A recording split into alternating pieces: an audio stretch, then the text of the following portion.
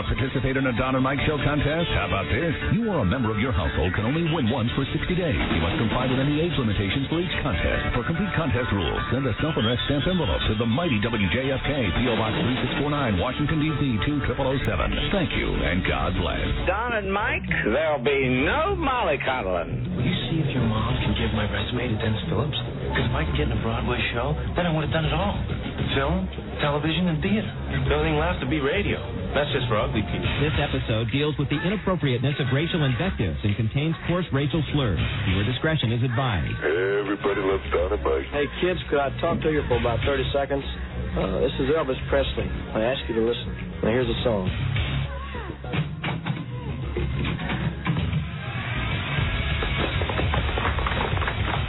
Yeah, so we're still on the Westwood One Network, and hopefully we'll have some news about that before the end of the week, before the end of the millennium. Although I don't think that a lot of discussion today at Ken and Jeremy's lunch had to do with our breaking our contract with Westwood One and signing on with another company. No.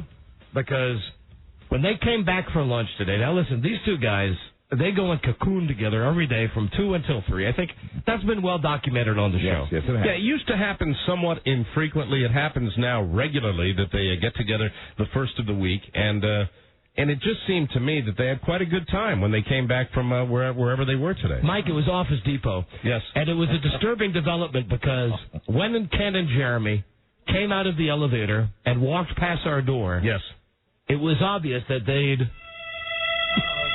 been shopping. They'd had a little shopping spree together because I guess lunches just don't cut it anymore. They want to spend more quality time with each other. Sure. Ken came into the office with this big Office Depot sack overflowing with various supplies, which I'm positive had been picked out by Jeremy Coleman for him. We were speculating on the fact that we saw Jeremy perhaps saying to Ken, buy this pencil holder. A personal shopper. Yellow. It matches your suit. You think so? Yes, I think it actually matches your suit. And you know, this little desk cover over here, it matches your eyes. Yellow. Does this pad make my ass look big? No, Ken. Your ass never looks big. Your ass looks just fine to me. I mean, weird. Okay? It was great, and I've never seen Ken look more happy. Yeah. He came into this big bag, been out shopping with Jeremy, the two of them just whiling away an hour or so, walking hand in hand through the aisles of the local Office Depot. Both scampering back into the office, eagerly clutching their packages. And you got to know that across the store you heard, Ken, aisle 3, phone message pads, 3 for $1.99. Jeremy, I found the staples you were looking for. Come over here now. Oh, wow. And when they run towards each other with the office supplies, they run in slow motion. You know how, like in a movie, two people run in a field of daisies towards each other in, like, slow motion? Ken, Jeremy. Look. Day planner pages.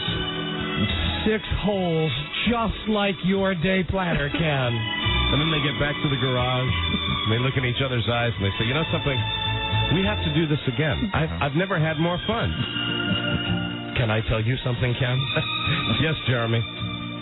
On purpose, I forgot to pick up Post-it notes. Next week, we'll go back. Next week, my ass. Tomorrow. Tomorrow, you and I, Staples. Oh, Jeremy.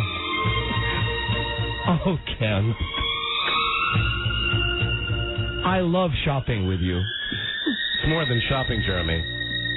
I love you. Ken. I love you. So romantic. There they go. The saga of them, all they did is show up with a couple of shopping bags with the same store on it. Walking hand in hand through the store.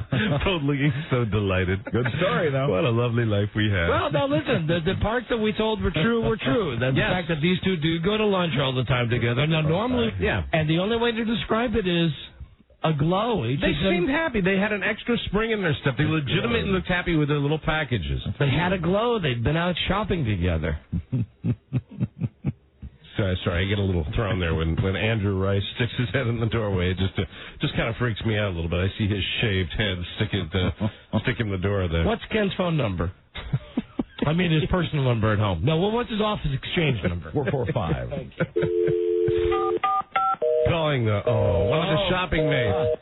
He's probably eagerly telling his friends all the wonderful things he got at Office Depot. He only has one friend. He told us that the last time we delved into his personal life. He only got one. I wonder if Jeremy's line's busy. I got paper. I got a new pen. I got a stapler holder. What's Jeremy's phone number? 464. And you folks at home, you can dial Ken and Jeremy on the same 3-digit exchanges. Jeremy Coleman. All Hey, over Jeremy. America. Oh, Hey. hello. Hey, Donna Mike. How was your shopping trip today? The one to Office Depot? Yeah. I was excellent, actually. We were both commenting on how we've never seen you and Ken look happier. Now, did you help Ken find his supplies? Did he help you find yours? Was that the first time that you guys had gone shopping together? I'm sorry, Mike, I can't hear you. Was that the first time that you guys had gone shopping together?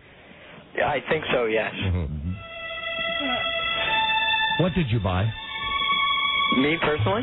Or what did Ken buy? Ken bought some notebooks and some paper. Did Ken buy anything for you, or did you buy anything for Ken? No, we went Dutch. Can you tell us, did you offer Ken your thoughts on any of the items that he bought? Why, yes, I did. Really? I'm quite the connoisseur of the various kind of papers that exist. Ken seems so happy. I didn't notice that, but I guess that pleases me. It should please you. Who are you fooling? You know he was pleased. Have you never been shopping with Ken before? Can I go? All right. I'll see you later. Bye-bye. Bye-bye. What's Ken's number again? Is it 445? Yeah, that's it. There he is. His line's still busy. Permanent state of being off the hook as it is for our entire broadcast. He's probably on the phone with his wife, having to explain how come he's so happy after going to Office Depot with Jeremy Coleman for the afternoon. Well, Roz, it's just that I know that I enjoy going shopping with you. It's just Jeremy knows everything I really like. Did he buy you office pads, Ken? Tell me now, I can take it. Well, yes, but it didn't mean anything. Ken! No, I'm sorry. They were the best office pads ever. Did you buy retractable ballpoint pens? Well, yes, Roz, but it was just Singles or a package? Tell me, it's a wife's right to know. we got a double package. It was a double. I'm sorry. Oh! I am so sorry. Let me put Baby Douglas on the phone. Hello, Daddy.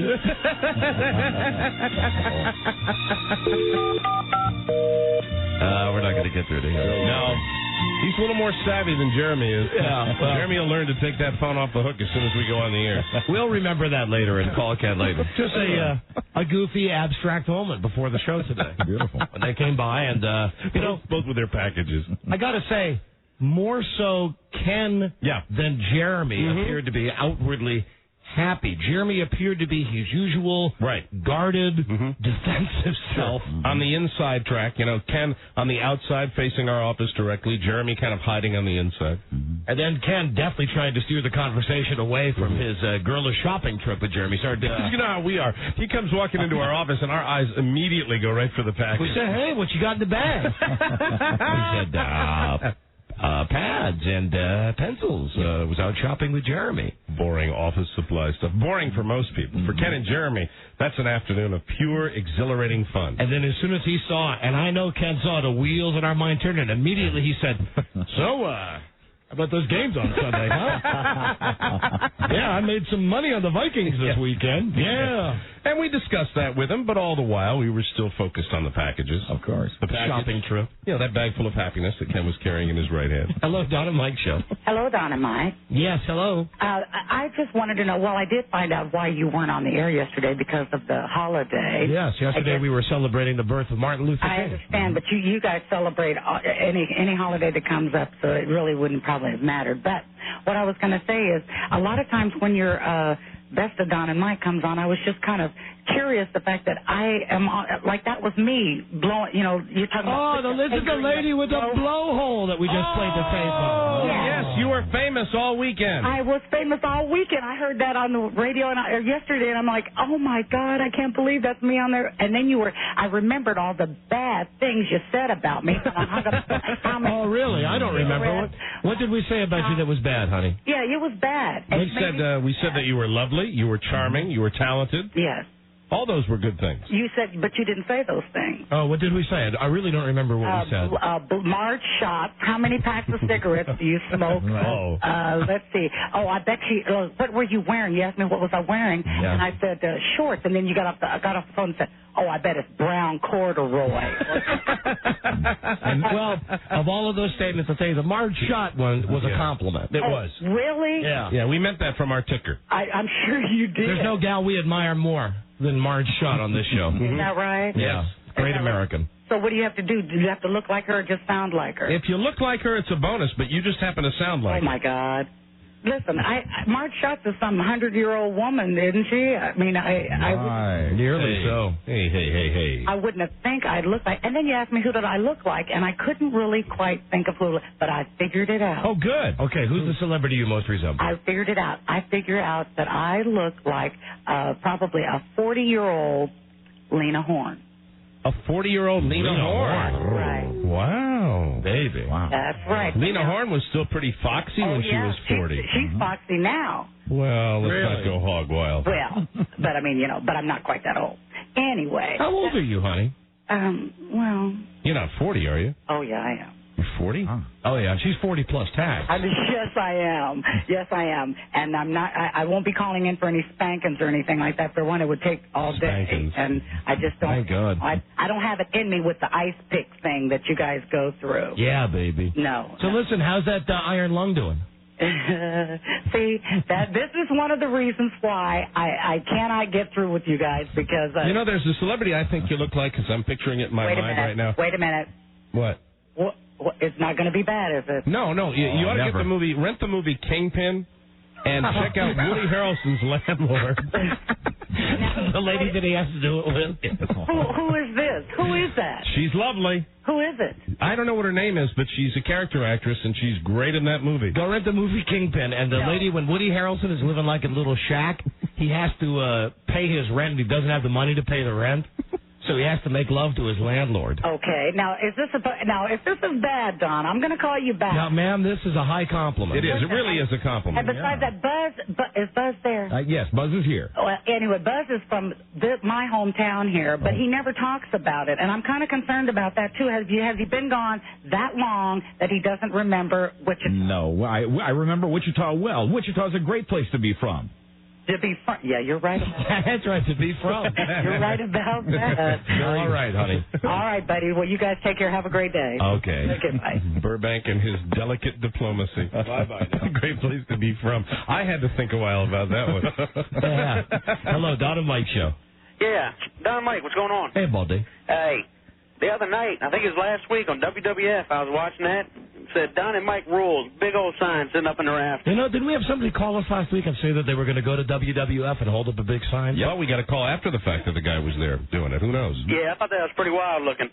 I'm all for the Don and Mike 316. Mm-hmm. Yeah, it works. That's the one that I like. Here. Best. That's right.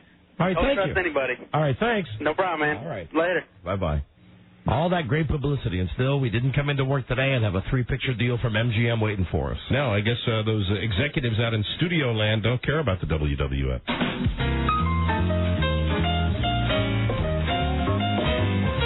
We had our most amount ever, a FaceTime on King of Queens last night. Yeah. Did we? I missed that. I didn't see it last night. Well, lots of long shots, but still, if you know it's us. Was the magnet over the faces? Or yes, the magnet is over the faces.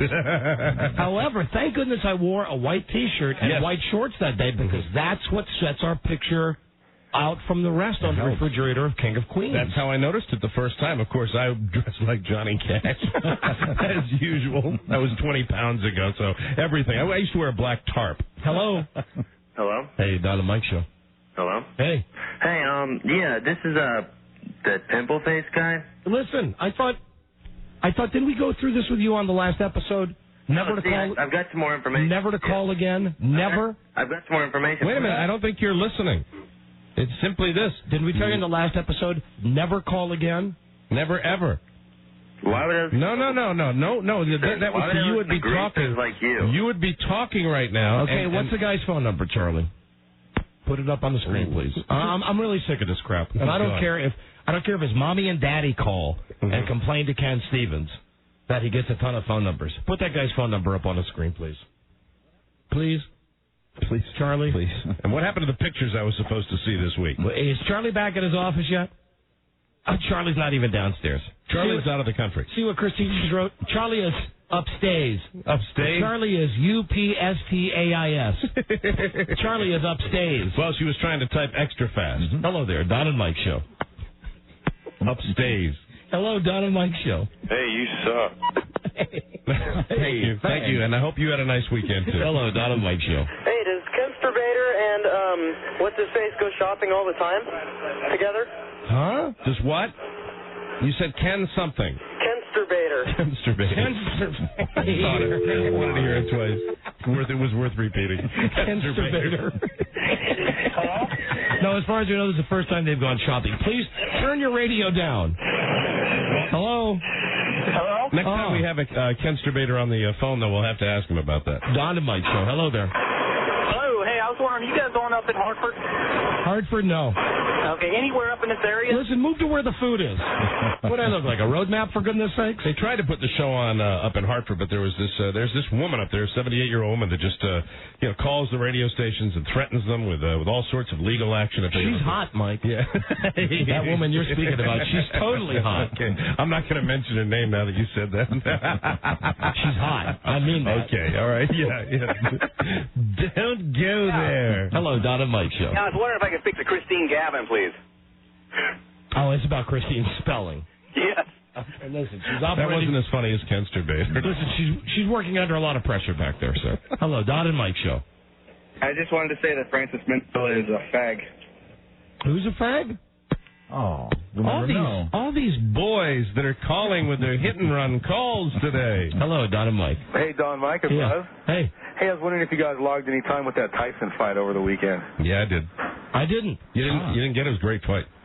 Glad I didn't. It was a great fight. Yes, I thought it was everything a Tyson fight is. It had controversy, and I don't want a controversy. I don't want a controversy. But I'll tell you, at one point, Tyson's trying to break the guy's arm, and then the bell rings, and they start slugging each other, and they bring cops into the ring and everything. I said, my God, this is just like the last time. And then I think it was in the fourth round, Fifth round. Boom. Where, he just leveled him. And so that was kind of like the old Mike Tyson, and I thought it was highly entertaining. I was going to rent it. I really was going to rent it, was going to buy it. It was like $45 plus a $10 fee to buy it. What's your fee? Oh, God, I was at a party, and I kind of browbeat the host into doing it. That was kind of rude, I guess. Was that much? Yeah. That's why I ended up not getting it. Oh, man. He was a little hesitant, and then, I'll drop off a check. Dick, I'll drop off a check at your house. I'm sure you will. Hello, Don and Mike Show. God. So like $60 for that phone. Yeah. Yeah, and a real ripoff. Like, you couldn't order it just on your remote control. Right. You had to call up DirecTV and order it through there. There's an extra fee for that, usually. God, I didn't even see him do that. What's your fee? Hello? Hello? Hello? Yes. Who's this? Well, this is Don and Mike. Who is this? This Don Mike? Yes. Am I on the air? Yes, for Christ's sake, you're on the air. Oh, how's it going? No. Why is it always such a struggle, this first break on this show? I realize I probably shouldn't take the phone calls. I got enough to talk about. Mm-hmm. But I enjoy interacting with our audience first thing, right out of the chute. No, there's nothing quite like talking to people. Hey, I want to know, can I go to the Super Bowl with you guys? No. Why not? God, after all that, you finally process that you're on the air, and then you have that gem? Hello, Donna Mike Show. Hey, how you guys doing today? Hey, I was wondering if you guys going to let us know Dennis Murphy's flight time when he comes to Sacramento. Oh, you mean so that 2 or 3 people can meet him at the airport? Hey, there was about a dozen of us last time. A dozen? All right, well, yes, when we get that information, we'll let you know. All right, thank you. Okay, thank you, my friend. Bye. All right. That was the chairperson of the We Have a Life Club. 12 members, Mike. Hello, Donna Mike Show. Yeah, can I talk to Donna Mike about fantasy football? Fantasy football's over, my friend. All right. Fantasy golf, though, just beginning, and 3 of my 12 players in fantasy golf finished in the top 5. I'm not sure how many points I get, but fantasy golf is retarded, man. Once again, I wouldn't have logged a half an hour with that tournament if it hadn't been for fantasy golf. It was great. Hello, Donna Mike Show. Yeah, did you see the frog last night? Oh. You and Madonna? Yes, I did, and I want to discuss that. That was a very... First off, Madonna was talking with that phony way of speaking again. Where it's not British, but it's not. It's just sort of affected. Would you consider yourself to be a singer, a movie star? Didn't you love his first question? Where did you get that name, Madonna? I hate being called a pop star. I think I'm more of a performance artist. What a bunch of crap. And Larry, like, no hard-hitting questions last night from Larry King. Absolutely not. Like, if I have Madonna on this show, if we're lucky enough to have her, I say to her, listen, what the hell were you thinking when you made that book where you're running out in the middle of the street naked? And tell me about all these guys that you did. I think that's because Larry deeply fantasizes still in his own mind, thinks that he could do it with Madonna. Tell me about when you diddled yourself with the crucifix. Here was Larry's big question. Tell me about, Dennis Rodman and your daughter. Dave, Would you let your daughter be an intern for the President of the United States? And he looks at the camera real smug like, hey, that's a good one. How about that question? I got that because I'm curious. Oh, that's ridiculous. That was a mockery. That interview last night was a total mockery. It was a joke. Yeah, it was bad. It was very bad. Madonna. And the only reason Madonna went on that show is because Madonna's not popular anymore. Mm-hmm. Listening. Yeah, she's had a couple of real stinkers. Right. And she should dye her hair back to whatever color it used to be, man. I say someday she's going to try to get back together with Sean Penn. Hello, Donna Mike Show. Hey, Dennis, Bumblebee. Nice try. Hello, Donna Mike Show. Hello, Buzz. Oh, good. Jorge, can I tell you something? I think that the expiration date on your telephone calls has kind of run out, man. All right. Okay? Bye. Forever. there he goes. And it was that, we're very similar that way because it was both at the same time where it was just that one time too many. Make it 3. Hello, Don and Mike. Yes, Show. Absolutely. Hello? Hey, guys. Hey. How you doing today? Fine. Listen, I just wanted to remind Don that the guy that was holding up the 316 sign, behind all the sports shows, he's in jail, for, like, larceny or something. Oh, you mean the guy that used to have the rainbow hair? The rainbow wig? The Rainbow Man. Oh, he was the original guy holding up the 316. I'm just talking about when guys like go to WWF, instead of holding the sign up that says Donna Mike rules or Donna Mike kick ass, I kind of like that. I saw it one time on WCW, Donna Mike 316. Yeah, there's a credibility. You're quoting from a great publication. Yeah. So it works. It works that way. We don't mind attaching our names to that. One of my top 10 all-time favorite books. The Bible. It's in the top 10. Absolutely, along with Stephen King. Dan Jenkins. John Grisham. Boomer Esiason. I would rank the Bible. John Madden. Oh, yeah. Mm-hmm. Well, now maybe there won't be room for the Bible in my top 10 all-time favorite books. If you get into the autobiographies, you're toast. Hello. The Bible moves out. Hey, guys. Hope you had a good weekend. Yeah, hey, a weekend, buddy.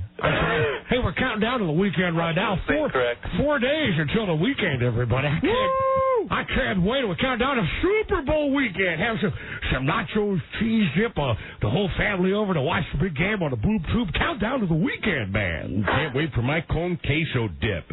Yeah, but we're good for the weekend, baby. Never boy. Yeah, tell your boss to shove it. 5 o'clock whistle. Yeah, the weekend. Woo, we're having a big party in here. Yeah, the weekend's here. Hello. Yeah, what? Do you ever watch Politically Incorrect? No, I hate Bill Maher. Oh, you do? Yeah. All right, Bill Maher, I also, there's a theory on Bill Maher, one of the horniest hosts. He's right up there with Larry King as far as super horny. You ever see a stand-up act?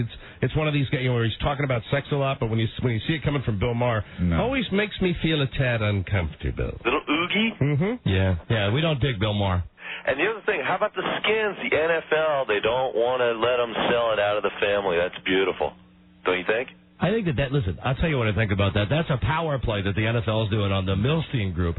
See, these guys paid $800 million for the Redskins, and they had like a press conference where they went on TV from a hotel suite downtown at the Willard Hotel, and they did all these press junkets where they said, we're the new owners of the Redskins. They were like little kids. They were very excited. All the pictures of them had them like coyly grinning at the camera like, you got the team now. Yeah, they said everything's going to be different now around here. Well, most of the owners in the NFL are... one step away from their caskets. They're it's a good old boy network. Yeah. Old curmudgeon-y farts, and I think that they didn't like the fact that these guys came in with their $800 million and said that they could buy their way right in. So they said, well, you know what? No, it's not that easy to get into the NFL. We're going to have a super double secret meeting, and we'll decide then if we're going to let you in the NFL. Very interesting development. It'll be interesting to track that and see exactly what happens. Oh, my money. The NFL needs a team owned by a family whose the owner had like a mistress who had a guy on the hood of her car at 2 a.m. enjoying it. We need that. Beautiful. Thank you, sir. Thank you. I think the new group will still get the Redskins because money is money. I agree with your spin on that too. That's exactly what it was. That they just didn't like the way these guys, went full speed ahead before it had been ratified by the owners. I saw a thing on CNN over the weekend where the guy that owns the Vikings. Allowed a CNN crew to follow him around the day of the game. That's how positive this guy was that they were going to win. Got to like any guy named Red. So they had him before the game. He's like walking down to the field, and he's walking up to all the players. He goes, hey, Randy Moss, you the man. You the man, yeah. And he goes to the guy, the idiot with the big Vikings helmet on that runs around and like gets the fans all charged up. They have this guy going up to him there saying, look what a down-to-earth owner this guy is. He's going, hey, you the man. Have a great game. Have a great game. All this other bull crap. Then they lose. And they got the camera on him up in the booth when the guy from the Vikings misses the field goal. And he's disappointed. Right. But he's not upset yet. It wasn't until Atlanta kicked that field goal and he was upset. That's it. And then all of a sudden, this happy little piece that they had just went to crap. Because the guy, the big smile that he had on his face, before the game, he was so friendly, talking to everybody. All of a sudden, he was like, oh, got to give it up for those Vikings. Yeah, but those Vikings. He walked down the locker room, all those guys down there, locker room silent, and he walks in there and he goes, be proud, Robert Smith. Hey, be proud. Be proud.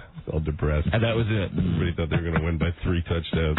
All depressed. Yeah, good for Atlanta. On any given day. And good for that field goal kicker, who we heard can give himself a moniker. Morton Anderson. He's double jointed, man. He nailed that. I mean, he really nailed that one. This is the Don and Mike Show. And now, live from Washington, D.C., here's Larry. Our guest is Robert Daly. His newest book is A Faint Cold Fear. It is published by Little Brown. We'll be going to your calls at the bottom of the hour at 703-685-2177. Are you already working on the next one? Well, I know pretty well what I want to do, and there's a long process to go through. I have to write an outline, and although I have a contract with the publisher, they have the right to, diddle with my outline, which they always do. And I have to work out the details and then start it and then write it. And so we're talking about another year here. And the end of the year gets very long because whatever you may have done, I mean, you've written enough books to know this. Until you write the end, at the end of it, you got nothing. You can't sell anything until you finish the last page. Who's your agent? Huh? Who's your agent? ICM, Esther Newberg. Oh, lovely woman. I use Sterling Lord. Oh, you do? Sterling was my agent for years and years and years. I like him. He's not vigorous. No. But he has a kind of nice manner. Yeah. I think if I were a full-time writer, I don't think I'd use Sterling. I like someone more. Yeah. For me, it's fine, if you...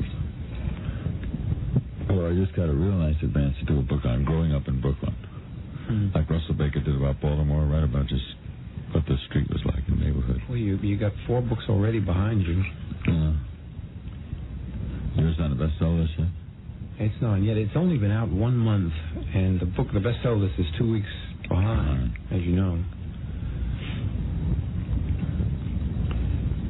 But it's had wonderful sales in Europe. I'm really astonished.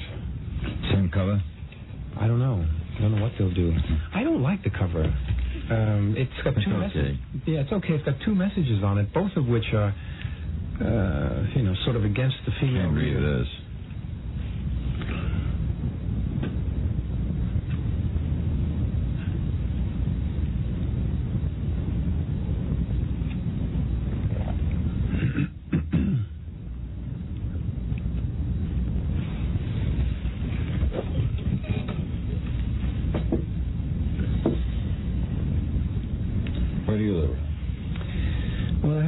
In New York, but I really live mostly in Connecticut, in New Canaan. East side? West side, right opposite the Museum of Natural History. Nice, I like it. Yeah. It's really growing, that area there. Columbus. Yeah. Lots of empty stores, and these landlords who jack up the rents and force people out that have been there for years. Now, in our times, in the recession, they're stuck with it. Good. Damn right.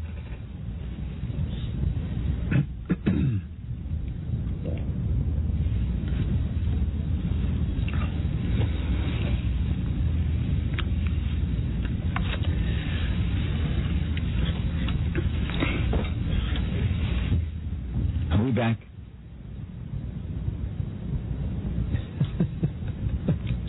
Never gone anywhere. We're still now. I thought we were on a break. Okay, so we've been sitting here all the time, talking and not talking. Does anybody signal me? Are we on a break? Did we take a break? No, we're back. Well, you never signal me back from a break. Are we on? Okay, thanks. Did anyone ever say, "Here's Larry"? Did you hear it, Robert? No, I did not. Robert didn't hear it, and I didn't hear it. I'm just talking to the crew. I realized we're on. I looked up. I saw the light. Neither of us ever heard a signal come back. So we have been sitting here. Welcome to the Larry King Show. Our guest is Robert Daly. We're going to pause for news headlines, a word from your local stations, and when we come back, we will take your phone calls. Our numbers are 703-685-2177, and this is semi-hysterical. Yeah, we are on. Thank you. Okay, all I'm telling you is, Mr. Daly and I were sitting here. The last I remember was breaking for commercial, and we never came back. We never came back. So if we came back, we thank you. And if you heard us talking, I don't know what we were talking about, Robert. We're talking about agents and things like that. Agents. Can't be much interest. Couldn't have been. If you heard whatever you heard, we didn't curse. The Donna Mike Show. Hi. Hi. You in the building? Yeah, I just moved in Monday. Oh. You like it so far? Mm-hmm. Everybody's been real nice. Well, that's because you have big jugs. I mean, your boobs are huge. I mean, I want to squeeze them. Mama. They like 'em cow big. Don and Mike. Hey, I don't know what Minnesota was doing, kneeling on the ball with 25 seconds left to go in the fourth quarter. Yeah, it was kind of weird. What kind of an idiot play was that? It was a weird game all in all. I mean, it was almost like they, somebody could make a good case for the fact that, just kneel down on it. Yeah, no, don't try to win. Don't try to win. That was the greatest game I've seen in a long time. Yeah, it was. It's nice to see, and it's nice to see a team go to the Super Bowl that's never been there before. That's when it's real exciting. And I know that we're on in Denver. We just had our contract renewed. I don't want to step on any toes in Denver. I don't want to ruffle any feathers, but just let me say, I said it last year when you won the Super Bowl. I don't feel any great obligation to horse-tooth John Elway. John Elway has, certainly more money than Jesus. He's doing great. John Elway. I am rooting for the Falcons all the way because I want a Falcons jersey. I do, Mike. There you go. I will start wearing it to work tomorrow because I want John Elway to lose his final game. What do you think about that, huh? John Elway, what do you have to say to the fans? I love you. Buy my cars. I love you. I thought he sold those dealerships. No, he sold the rights to them, but kept his name on them. Oh, so it's still Elway Motors. Yeah, it's like John Elway Auto Nation, John Elway Toyota, John Elway Nissan. John Elway won last year. Had his moment in the sun. It's exciting to think of a new crown. It'd be great. I just don't buy this. That we should all really hope because John Elway's such a super guy that he could win this big prize. John Elway makes like $10 million a year. The guy's set. And that's just in salary. Yeah, I shed no crocodile tears for him. And the other guy, the other quarterback, looks like a convicted felon. Chris Chandler. Yeah, now there's a guy you can root for. Big, bald spot like eye guy. He looks like he just got off Devil's Island, and now he's quarterbacking for the Falcons. Guy's a big load. He's running, he's tripping over his own feet, and gave himself a severe knee injury. It was blows his knee out. Not bad, hopefully. It's so funny when they show the replay. It's like, well, somebody hit him or he landed just weird. No, it was that he tried to run and he shouldn't have. Listen, there's one thing that we do have to get, though, from someone in Denver. In the Broncos post-game press conference, yes, Shannon Sharp had on the funniest hat I have ever seen in my life. Wow. Way funnier than the cheesehead hat when it first came out. It's a souvenir hat. This is a fan hat. It's like a big made of plastic. You know the horse that's on the side of the Broncos helmet? Right. The new modern horse that they have? Okay. He had a hat that was bigger than a pirate hat, okay? Like a big sombrero hat. And way in the front end is the mouth and the nose of the horse. The horse face. And then in the back, where the mane is, it's like a pom-pom. You know that? Oh, the streamers to go along with the helmet. Right, and he had orange and blue streamers coming out of the back. And during this press conference, he was standing up at the podium answering questions seriously. Wearing the hat? Well, he was wearing this retarded hat. And we're going to go to Miami and do the show in a couple of weeks. We got to get one of those hats for Rob A. Spiewak to wear. And they have to wear it 24/7. The entire time that we're there. I mean, on the airplane, right, when we get off the airplane, on the tarmac, through the airport. Wear the hat. Through the entire Super Bowl show. So if anybody in Denver knows where we can get one of those hats, we got to have one. We need one of those Bronco hats stat. Because those are the funniest, man. Those are the funniest. Other than that, except for my hatred of Elway, I might root for the Broncos. Yeah, well, it's going to be. I think it's going to be a great Super Bowl. It's going to be very exciting, and always nice to see a team that's never been there. And but let's not get confused here and pretend like the Atlanta fans are long starving, long suffering. Let me point out the Olympics. Let me point out the World Series baseball team. These are not long suffering fans. Okay? No, do you know that they didn't sell out like any games this year when the team was 10-2, 11-2, 12-2? Right. They still weren't sold out down there. But now you'll see the stories. Hey, the Atlanta fans are really embracing this team. They met them at the airport last night. Yeah, easy to support your team. It's the easiest thing in the world when they're winning. When they beat the Minnesota Vikings. When you're winning, you become instantaneously popular. It's just the way it works. Right. You do have certain pockets of long-suffering fans around the country. Like, I hate to say, the Jets have some good fans, and unfortunately, they're not going to the Super Bowl. I'm glad that the Jets didn't win, simply because that guy with the fire helmet was in the stands again. Yay! Jets, way to go! All right, Jets! There's a guy that got way too much camera time, and during a national game, during a championship game, they're going, there's Fireman Joe, or whatever his name is, in the stands. Yeah, the fireman giving his chant, giving his big super chant. J-E-T-S, Jets! He's just been inducted into the Fans Hall of Fame, along with the Hogettes, noses, as a matter of fact. Yeah, that one Hogette that got inducted, right? Right. Which one, Grandpa Hoggett? No, which amazed me that it wasn't Grandpa Hoggett, who I thought was kind of like the dean. The ringleader. It was another guy. I think it was the guy that maybe set the ground rules for us. Oh, a long time ago. Let me tell you something about what it is to be a Hoggett. A long time ago, me and Mike, at first we were so thrilled by this. Yes. The Hoggettes invited us to be honorary Hoggettes, which they never let anybody do. Right. So they said, you guys are going to be able to dress up like us. Right. Come to the game with us, be on the sidelines.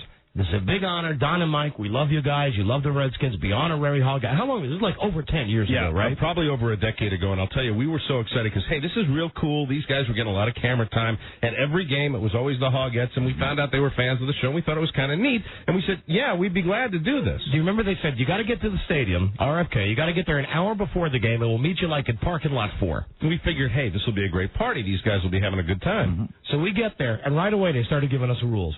First off, no drinking. You can never drink when you're in the Hoggett uniform. That's really, when he said that, I looked at Don, and you'll tell the truth, I thought I was going to cry. That's how disappointed I was, because I thought, hey, these are fans. That's what it's. You're out at the ball game trying to have a good time. I thought this had to be a prerequisite for putting on a dress and a pig snout that you were able to have a beer. Yeah, I mean, you're going to put a dress on with a lady's hat and a pig snout, and you can't have a cocktail? Second thing they say to us is, now, you're always positive. You don't say anything negative about the other team. So you can't yell if there's something bad that happens. And for goodness sakes, never say anything about the beloved Washington Redskins. Those were the two big rules. Those are two rules that we both found it very difficult to stomach. And then we noticed that the dresses that these guys wore and the dresses that they gave us apparently had not been laundered. No, through all conditions, through rain, cold, heat. So they give us these dresses that smell offensive, and we put them on, and they bring us to the stands, and right away we realize, first thing, is that the Hogettes piss off everybody that's behind them in the stands. Because they stand during the entire game. I said, do you ever, first 5 seconds, I say to the guy on my right, do you ever sit down? Nope, we never. It's a standing section. I said, a standing section. I guess that's why they have seats. And the people behind us were obviously not thrilled with the fact that the Hogettes, and keep in mind the Hogettes don't have tickets. So the Hogettes just walk around the stadium. They find a section where they're not going to be hassled by security, and they turn that into their section, and they stand in front of everybody. So, everybody behind us is going, hey, sit down, man. Sit down, Hogettes. Sit down. So no screaming about the game, no complaining, no whining and complaining, which is the part of being a fan as far as I'm concerned. No beer. Right. And stand during the whole game. Stand during the whole game. So, after, months of being excited about this, at halftime, me and Mike did, we took the dresses off. We gave them to our producer, and we said, hey, take this back to the Hogettes. And we went and sat in the upper deck and just watched the rest of the game. Yelled about the team, had a beer, yelled, screamed, sat, like most of the fans in the stadium, had a very good time. Had fun. Yeah. Very strange. That was our big turn of being Hogettes. But congratulations on the Hogette getting inducted into the Hall of Fame. That's great for him, whoever that is. Come on. Let's be honest, all right? The game's the thing, all right? The guys that are on the field, okay? They're the reason we're all here, all right? Did Birdman make it? The guy from the Eagles? I don't think so. I don't think he was one of the ones. Who's the guy from the Cowboys? They all have their names. The guy, and then there's Chief Z, also for the Redskins, right? Chief Z got the crap beat out of him in Philadelphia. Oh, the Philly fans beat him up. Yeah. That's right. And what about there's a guy in San Francisco who's got one of those big oversized foam heads, and it's he's like an old miner type, like 49ers, they would mine for gold. Yeah, like the 49er is what he is. When the 49ers do something bad, like this guy bangs his head against against the goalpost. Yeah. Come on now. He should be in the Hall of Fame. Way to go. The Fan Hall of Fame. Well, listen, we need one of those hats. That's the point of all this. We need one of these goofy. Shannon Sharp, the tight end, was wearing this hat. It's made out of styrofoam or plastic? I think it's a plastic job. A plastic hat. Fantastic. Yeah. We need one of those for Robbie Speedway. ASAP, buddy. And the other thing that I want to get when we go down there is some fake teeth. So I'm telling everybody I'm Mike Shanahan. You should get Goofy Toofies. Only get, a whole row of piano keys. Because his teeth are the biggest. It's amazing. And it's the phoniest teeth. He's got phonier teeth than Regis Philbin or Jack Lemmon. I've never seen teeth like this. They look dangerous. They look razor sharp. Mike Shanahan. Looks like he eats children with those teeth. They're so big. Bring me your children. We're very excited, very happy to win the game. I want to eat some children. Bring me your children. And if you have any large branches that you'd like chopped into mulch, just stick them in my mouth. And meanwhile, Dan Reeves. Right. I was almost going to call you up on Sunday and have a side bet with you on whether he was going to have a fatal heart attack during that game or not. His doctors, the guys that gave him permission, because, with that kind of surgery, it had to be a big deal for the doctor to say, okay, you can go down, even though it's the Atlanta Falcons team doctor that supervises him, he looks seriously like he was going to drop dead. I swear to God, I almost called you at one point and just want to say, side bet. Yeah. Does Reeves drop dead during this game? And he's not, normally that demonstrative. He's usually one of the controlled guys. I think that's why he had his heart almost blow up. Oh, he's pissed off about some fourth down call against them? Yeah, it was like he thought it should have been interference, and he was really angry. It's fantastic. It was great theater.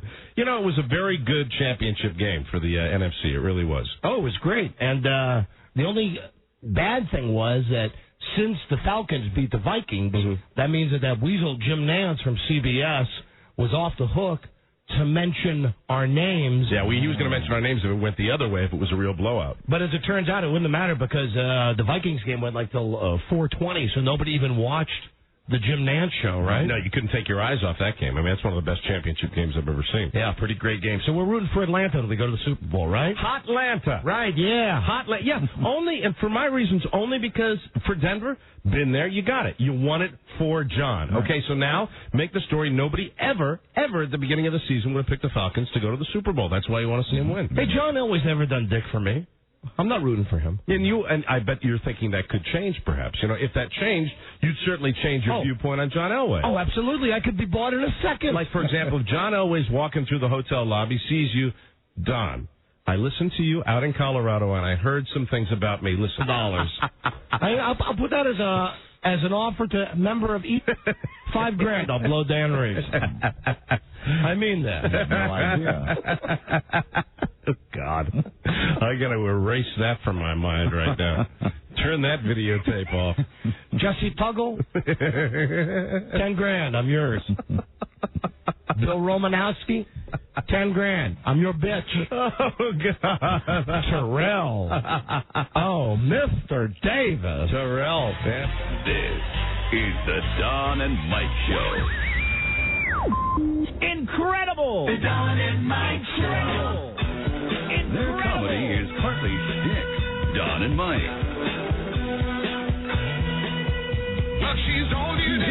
John Bob had to recut a spot on Friday night. Did he really? Yeah, you know John Bob, bless his heart. Yes, he's an institution here at the radio station. He is, without a doubt, the laziest man in the world. That's he right. makes Rob Spiewak look like a hard worker, okay? He's one of the few guys here that wishes the elevator actually took you to your car. John. Oh, it's John Pop? Hey, Johnny. Hi, John. Hi, Don and Mike. I just want you to know that I, too, have imbibed and enjoyed those chocolate-covered raisins, too. No surprise. Listen, Johnny, question for you. Yeah. When you do your production, yes. And when I say production, what I mean is like commercials. John will occasionally have to do a commercial saying all the promotional stuff the station's doing. Yes. Do you do those right on the cart? At times I do, yes. There you go! We call that DTC, direct to card. Let me explain the way that a normal production person would do it. What you would do is you would put it on a reel-to-reel tape. Reel to tape, they call it a work tape. And that way, if you made a mistake, right, you would start over again. And sometimes you can edit it together, and it's just a very handy way of doing it. And then what you have to do is you have to go from the reel of tape. Right. You have to dub that onto a smaller tape cartridge like this one I'm holding in my hand. That's what we work off of. They look like 8 tracks. However, John has figured out that he can take out a step by not putting it on the reel-to-reel tape, by simply recording directly onto the cartridge. Right, DTC. And sometimes you'll actually have music in the background, too, right? Yes, it does have music and production elements, too, so it's a whole lot going on. So what you'll do is you'll start your tape cartridge, you'll hold your breath, so that you can't hear anything, and then start the music as soon as you start recording on the cart. Correct. There you go. All right, now, I'm going to guess that commercial that we played on Friday. Oh, the Ryan Keel or whatever his name was? There's a guy for the Redskins who's making an appearance somewhere, and his name is Ryan Keel, but John read it as Ryan Cool. Ryan Cool. And what was the other one, Robbie? They were going to go a trip to Nassau. A trip to Nassau. Nassau, Bahamas.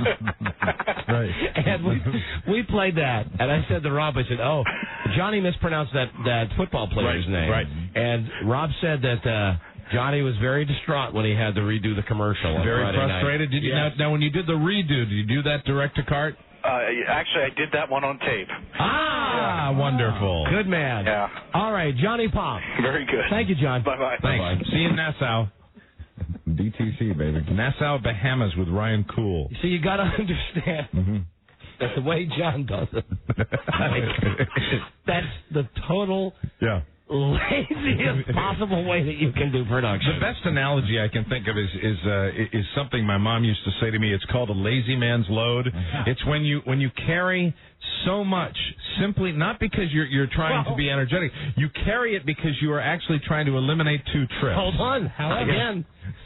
What about John Pop and his life-saving cart? This is true. He has a cart. John has like a librarian's cart. Right. You know, like, or when you were in high school, when you would move a TV from room to room, you'd have that big, tall, kind of brownish cart that you would push down the hall. Metal shelf on wheels. Right. Well, what John does is John will pile up all of the tapes from the Liddy show. Because in the old days, when he didn't have the cart, that would mean, I hate to say this, but it would kill him 2 trips. Right. So you can make 1 trip with the cart. What John would do is take all of Mr. Liddy's tapes. And he doesn't have as many as we do, but he's got, hundreds of tapes. And he would put them all, stack them up like the Leaning Tower of Pisa. And he put headphones, and he would also have his bowls of food and stuff. Fruit and cereals, various, all the major food groups were on that cart. And you would see John going down the hall with his labor-saving cart. And that's when they were redesigning the building. They asked John Pop what he wanted. He wanted a dumbwaiter. He actually wanted to have a dumbwaiter in the corner so he could, he put his cart in there and just hoist a rope and bring it up to the second floor. I need to say in advance that I really do love John, and he and I have a club. John Pop's one of the nicest guys you'd want to meet here. Yes, we all get set to just bust his balls a little bit.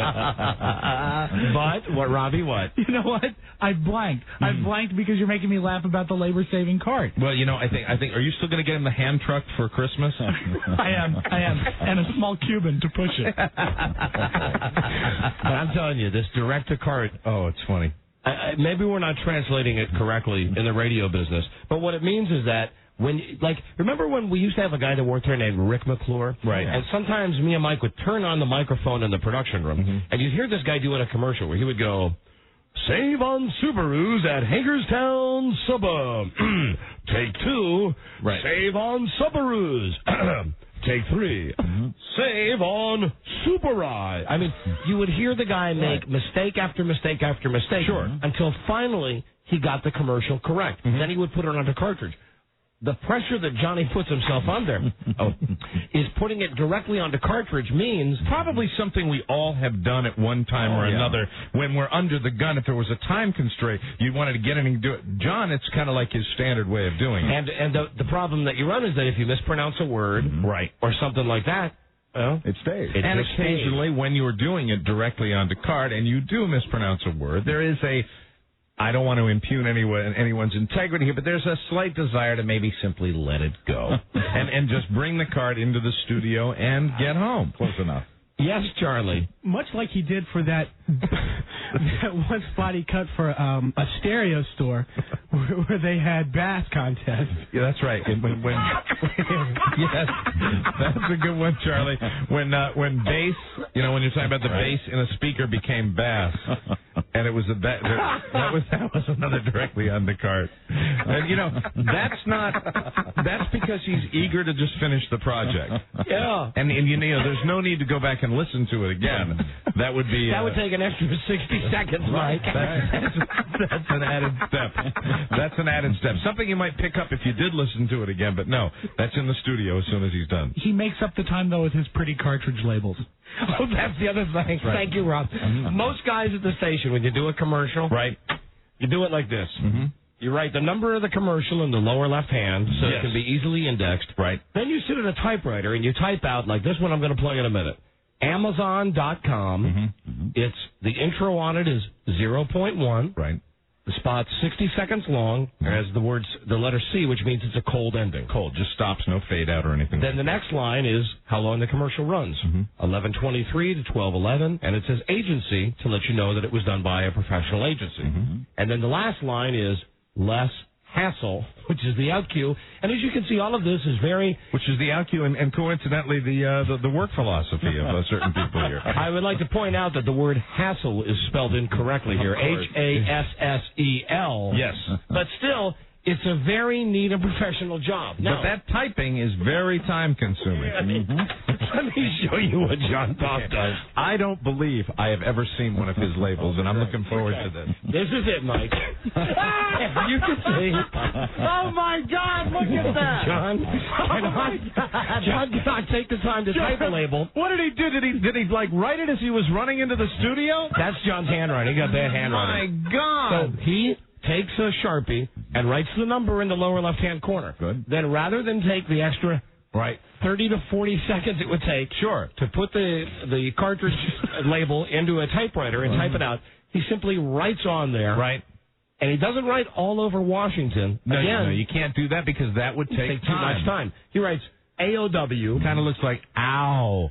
And it was originally supposed to run 12/7 only. No need for relabeling, though. Right, so what he did is he just scratched out only and wrote to 12/11, and then it says pop 60, and the Q, the out Q, simply says DOIT. Now, you might think that's the word doit, but I believe that is do it. But he does put the dashes between every letter, which would make it very clear to whoever is playing that particular commercial. Do you think this is direct on cart? Oh, I guarantee it. All right, let's give it a listen. Okay, very good. Let's give it a listen. Let's give it a listen. And you know, maybe John Pop will surprise us. This would be a perfect read, and you would never have known the guy did it right on cart. I'm pulling for him, and I'm rooting for him. I hope that's true. Here we go. WJFK is all over Washington. Enter the United Association of Plumbers and Pipe Fitters Union Shutout Contest to win a chance to go on the road to see the Redskins play. Just mail a postcard with your name, address, age, day, and evening phone numbers to Shutout Contest. All right. He's already said, just mail postcard. Right. He's like talking like Bizarro. Yeah, just mail postcard. Just mail postcard. I bet it's just mail a postcard. Oh, I suppose you want him to go back and do the whole thing over again. I'm just nitpicking, Mike. Okay. Just mail postcard. Me like sex. Care of WJFK, P.O. Box 3649, Washington, D.C. 20007. A contestant will be randomly selected each week. To win the road trip, the Redskins must shut out their opponent in any remaining game of the 1998 season. If the Redskins don't shut out any of their opponents, there'll be a random drawing at the end of the season from all postcards received to win a pair of season tickets for the 1999 Redskins season. No purchase necessary. Party like it's 1999 at Capitol Countdown 99, presented by Shack Events and Washington Party Group, the nation's premier New Year's Eve gala with 4 all-inclusive parties in one at the Marriott Wardman Park Hotel. For details, call 703-242-DO-IT. Right. That's He's doing good. 702-242-DOIT. Oh, it is DOIT, so the dashes were appropriate. I guess so. DOIT. Very nice, Johnny. That is fun, and that's the sweating the detail, putting the dashes between the letters. Just let me re-listen to that first part about Redskins tickets, okay? Because maybe I was wrong about that. Yeah, maybe it's not a mistake. Is all over Washington. Enter the United Association of Plumbers and Pipe Fitters Union Shutout Contest to win a chance to go on the road to see the Redskins play. Just mail a postcard with your name. No, Don, you unfortunately were right about that. He did. Just mail postcard. Just mail postcard, yes. Just mail postcard. All right, well, 649. Something that if it was on a work tape, you might go back and do it again. Randomly selected. All right. Tiny detail, though. No need to spend, You got any other John Pop production around? Let's get another one. That's wonderful. I think it's a good idea. Because I'll tell you, it's easy on the ear. I'll tell you that right now. Oh, yeah. I like his voice. That's a good label. Another label. Rudy Martzke laughs at John Pop's handwriting. Just let me say that. Had a little trouble with those numbers at the bottom of the cartridge label. That's 1888. Is it an 888? I think so. Tell you, it's maybe he got a little muscle fatigue when he was writing those 3 JFK is all over Washington. Stop by your local Applebee's restaurant and register to win a trip for 2 to Dallas to see the Redskins play the Cowboys on December 27th at Texas Stadium. The trip includes round-trip airfare, tickets to the game, 2 nights hotel accommodations, and much more. No purchase necessary. All right, that was good. Join former Redskin Ryan Keel this Tuesday night at Champions of Georgia. Oh, is this the recut? That must be the recut. Oh, this is the recut. He used a work tape, he said, on the recut. Oh, that's right. So this one will be done perfect. So he said. From 9 to 11 p.m. for your chance to be a star quarterback. If you can throw a football through the arms of a receiver and score the most points, you could win a cruise for 2 to Nassau, Bahamas, and 2 tickets to the Super. See, that's the one Friday where we said Ryan Cool. And how do you say Nassau? Nassau. Nassau, Bahamas. All right, hold on. We know that one's perfect. Let's hear one more. Here he comes right now. John Pop. Ladies and gentlemen, he's making an appearance here. Johnny Pop, everyone. I just want you to know that I'm actually getting ready to go cut it all over Washington right now. Are you going to do it direct on cart? I may. It depends on what kind of mood I'm in. All right, good man. I like to challenge. That's good. That's good. Well, it's you, and don't go change it. Yeah. There you go. Enjoy. We will. How do I turn the production room on? Oh, we got to hear this. All right, let me hear him. Pop raw. You see, now he'll be under real pressure to really do a yeoman's job on it, to do it very professionally. I miss the days of Rick McClure when we would always listen in on the production sessions. Which one? Production 2 or Production 1, Robbie? Production 2. Production 2? Got it. All right, he should be firing up the Oh, you know what? It'll take him a moment to put the cartridge in the machine that will erase the cartridge. Yeah, not a long moment, though. He should get chopping on. He's planning on going to the studio right now? He just walked in there, but the mic's not on yet. Oh, the mic's not on? That's amazing. What's he doing? Is he in Chris's studio or the other studio? He's in the Slough studio. Oh, he's in the Kate Slough studio, in the Slough suite. Finest sound quality in Washington right there. All over Washington. I thought that was him for a minute, Mike. That was you. That was you doing that. Did I hear a throat clear? Johnny? I thought I heard a throat clear there. You know, we're the mic not on? No, mic not on the yet. mic's not on yet? You might want to tell him to get cracking, Rob. A lot of pressure on this one. Oh, we got a big national audience. Oh, okay. Oh, hold on. Light just went off. See? I can see the light from our studio. Playing with you. I could have sworn I heard a throat clear that sounded... I thought so, too. Sounded pop-rific. And we should give him... Oh, there's the tape being... Oh, he's using a work tape. Okay, wait a minute. Here we go. Rob, it's production 2. Yes. Is that what you said? Okay, here we go. You're listening to a commercial being recorded as we speak. On a work tape. We've like shamed him into the Washington. Stop by your local Applebee's restaurant and register to win a trip or two to Dallas to see the Redskins play the Cowboys on December 27th at Texas Stadium. The trip... Hey, go walk in on him, Rob. Tickets to the game, 2 nights hotel accommodations, and much more. No purchase necessary. Join Darryl Green and other Washington Redskins legends for an exotic 7-day Western Caribbean cruise. You'll set sail on February 20th. Hey. Yeah, we just came in to say that we're all behind you. You're behind me now. Wait, best wishes from the Donna Mike Show. Hey, thank you very much. Rob. Hey, Rob. Rob Thanks, Rob. Rob. In the middle of it. That's Rob Speedwack all over Washington. Is he going direct on card or is he using a work tape? I didn't notice. Hold on. Rob's going to go back in there. Card to requeue. Oh, let's wait for the card to requeue. Maybe he is going right on the card. Direct your card on that? I'm trying to, yes. He is. Okay, all right then. Way to go. All right, then don't interrupt him. This is a live take. Okay. All right, live take. Here we go. This is good. This is real So pressure. let's wait for the card to requeue so I can redo it. This is the Don and Mike Show. You're not going to believe this. The Don and Mike You're not going to believe this. The cure for love cancer. The Don and Mike Show. Real pressure here. Think of all the time John is saving by doing it like this. That's right. See, what I question, though, is he's running a work tape, but he's still putting the music behind it. Mm-hmm. Hey, that's how skilled he is. Skilled or just not understanding the concept? What do you mean? What do you mean he's doing? Because he's going direct to cart, Right. but he's also running a reel-to-reel tape. But if you're going to a reel-to-reel tape, why not put the music on afterwards? Because Isn't the music on the reel-to-reel tape? No, the music is on another card. he's using the reel to reel because It's all on card, baby. because the station That tape is gone. because the Oh, he station got rid of the work tape. I think he got rid of the work. okay. Go see if he got rid of the work tape. Go see. See if he got rid of the reel-to-reel Because tape. I He's think working the without a station- net. The station Live has, and dangerous on card. station has some kind of jive quality control where like all the commercials are supposed to be saved on a reel to reel in case Yeah. the machine eats them. They can just recart them. Now, if you screw up on this, it's all the more pressure because you got to start the whole thing again. over again. JFK has not had a master production reel since 1994. Oh, so we don't have a master No, we reel. have no master reel. We just get John to come in and recut it. That blows me away that there's no master reel. That kills me. All right, here we go. This is Jeremy Coleman speaking. WJFK is all over Washington. Stop by your local Applebee's restaurant and register to win a trip for two to Dallas, Texas to see the Redskins play the Cowboys on December 27th at Texas Stadium. The trip includes round-trip airfare, tickets to the game, 2 nights hotel. You want a side bet on if he's going to make it through or not? I got a feeling he's going to make it. I'll bet you he doesn't. Okay. And other Washington Redskins legends for an exotic 7-day Western Caribbean cruise.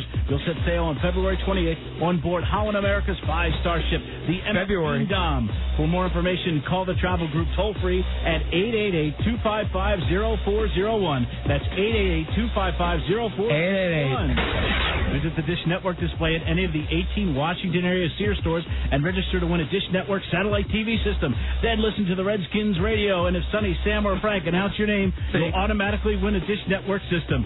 See in-store display for additional details and contest rules. No purchase necessary. Go Skins! All right, see, here's what's wrong with that. Is that he kind of slurred his words. Yes, and when you're doing a commercial, You got to sound very assertive when you're reading a copy. You got to punch out that copy. This is the best thing that will ever happen to you. And when John was doing that, it was kind of like, this is the best thing that will ever happen to you. Yep. And not to nitpick, but he also said, listen to the Redskins radio. Yeah, I heard that one. So I don't know what that hold on. is. John can hear us. Hi, Johnny. Yes. Are you gonna have to redo it? That one I'll have to redo. Oh, nonsense, John. That's a keeper. Put it on the master reel and go home. All right, one more time. No pressure, John, but we're all listening. Okay. I'm listening to your critique, by the way. Mm-hmm. I'm enjoying it. Then this time, I'd like to also say that we're not here right now. That tape's in the studio. I would like to bet this time that Johnny aces it with possibly the best enunciation he's ever made on a WJFK commercial. I'm going to go with you on that one. I'm going to agree with you. I'm going to say he is going to kill this one. He's going to slay us. What do you think, Buzzy? Perfect. I think it'll be perfect. It's Home going to run? be perfect. You got a lot of pressure on you now, John. Charlie Broyhill doubts that. He doubts. All right. He's the one doubter. All right, hold on. Hey, come here, Charlie. Let's bet $1 on this. Okay. Very seriously. Fine. All right. Let's say, hey, Charlie, you want to bet $1 I don't have any. that Pop can't make it through this whole thing without screwing it up? Yeah. Okay, right, you're on. $1. You're on. $1. That means you're going to get $3. That's right. You're going to get one from Buzz, from me, and from Don. Are you in on this, Robbie? No. No, all right, of course not. I hate to bet. Right, all right, stand by. You hate to bet poker, buddy. Here we go. Here we go. This is it. Ready for the best Live to card. Live on card. Here we go. WJFK is all over Washington. Stop by your local Applebee's restaurant and register to win a trip for two to Dallas to see the Redskins play the Cowboys on December 27th at Texas Stadium.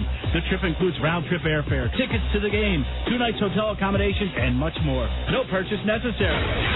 Join Darryl Green and other Washington Redskins legends for an exotic 7-day Western Caribbean cruise. You'll set sail on February 28th on board Howard America's 5-star ship, the MS Veendam. For more information, call the travel group toll-free at 1-888-255-0401. That's 888-255-0401. Visit the Dish Network display at any of the 18 Washington area Sears stores and register to win a Dish Network satellite TV system. Then listen to Redskins Radio, and if Sonny, Sam, or Frank announce your name, you'll automatically win a Dish Network system. See indoor display. Charlie, come get $2 out. Come get your money, Charlie. Gets $3. Charlie gets $3. You're lucky I didn't say what I normally say when I screw up. There you go, Charlie. There's my $1 for you. There's your $1. That's $3 for Charlie. The pressure was just too much. Oh, you almost did it there, John. Yeah. Oh, man. So now, John, now are you rethinking going directly onto card? Are you now thinking about putting things on a reel of tape first? Yeah, I do that from time to time. Depends on how much time I have. And you're a very busy man. We should point that out. But sometimes you're right. It's stupid. I'll redo it 5 times onto a cart, and the time I could have just read it right onto a piece of tape. So. But right now, we're still going direct to cart. We are direct to cart. That's the only way we want to hear it. Okay. DTC. This will be the third take. Stand by. I'm waiting for the cart to recue itself. This is the good one? We're recording. That's the way it is when you're direct to cart. You ever use the digital thing they have in there, John? Yes, actually, I am learning how to use that right now. So I won't. How long have you been learning that, John? About 3 years now. Oh, man. So we got a thing in there, this digital editor thing, that makes like production so much easier. That you just the greatest. You press one button and it digitally edits all these things that used to be so time consuming. You can put all this information in there. You used to have to use a razor blade and crayons on tape. Yeah, you'd have to draw on a tape where you wanted to make an edit, then use a razor blade to cut it, and then you'd have to get this teeny tiny tape so you could tape the two pieces of tape together. And at least at some of the places I worked at, we were always running out of that tape. Oh, of course. Using Scotch tape. And that was one of the things about a master reel or work tape. One of the problems with that would be if somebody edited right onto the master reel. Because at a real production facility, a real production facility would have a master tape and a work tape. Not here. Not here. No. All right, I'm ready to go. All right, here we go. All right, hold on. Anybody want to bet on this one? No. Yeah, I would. Don, I'm going to say he's not going to make it through this one. I will bet you he makes it through it. Okay, a $1 bet. Okay, you on? Buzz, you want in this action? I'm out this time. I've been burned. Broyhill, you want in?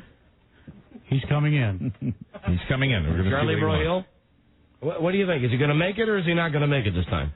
He's not going to make it. He's not going to make All right, it. I'll take both of you guys. Okay, I have faith in John Pop. You get $2 if he makes it all the way through. You pay us $1 each if Now, he doesn't. How strict are we going to be about pronunciation and stuff? No, I'll be as lenient as I was the first time.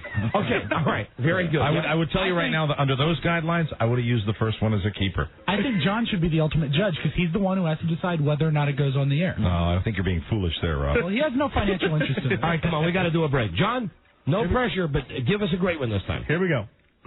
Stand by. WJFK is all over Washington. Stop by your local Applebee's restaurant and register to win a trip for two to Dallas to see the Redskins play the Cowboys on December 27th at Texas Stadium. The trip includes round-trip airfare, tickets to the game, 2 nights hotel accommodations, and much more. No purchase necessary.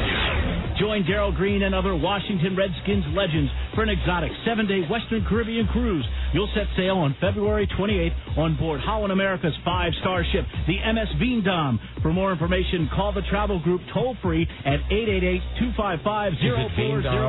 That's 888-255-0401. Visit the Dish Network display at any of the 18 Washington area Sears stores and register to win a Dish Network satellite TV system. Then listen to Redskins Radio, and if Sonny, Sam, or Frank announce your name, you'll automatically win a Dish Network system. See in-store display for additional details and contest rules. No purchase necessary, and go Skins. No, what was that? No what? No purchase necessary. Sorry. Mike, I got $1 for you. I got $1 for you, Charlie. John, he had a little trouble with purchase at the end there. I know. Do you know? Are you aware of that? Now, Because Rob said you were the ultimate judge. Now, listen, be honest with me. If we weren't listening to you right now, would I let that one go? Would you let that go? If it was running for a day, probably. How many days is that supposed to run for? This one runs for 3 days. Ooh. So by your standards, would that be a keeper for you? That'd be borderline. Here's your $1, Charlie. Thank you. Mike, here's your $1. Thank you, Don. You'll learn. So close. Don was making a fist for you at the end there, rooting you through to the finish line. And I had it. Like the second to last word. I know. I had it. All right, we want to try one more time? Yeah, we going to wager on this one too? Sure, I'll bet you on this one. Okay. So close yet so far. All right, here we go. Once again, perhaps I'm a fool. I will bet that John Pop will do it correctly. I'm going to say not a chance. I'm going to go with you, Don. I think he'll get it. Okay. All right. Okay. I'll owe you guys each $1 That's if he pressure. makes it. Okay? All right. Good luck, John. Here we go. Stand by. Rolling. Oh, guess what? It's not hang on. Okay. All right. It's fine equipment. You just relax. Here we go. You just relax there, Johnny. You got it this time. I'm behind you 1,000%. All right, here we go. No, you're not. You bet that he would screw it up again. Oh, that's right.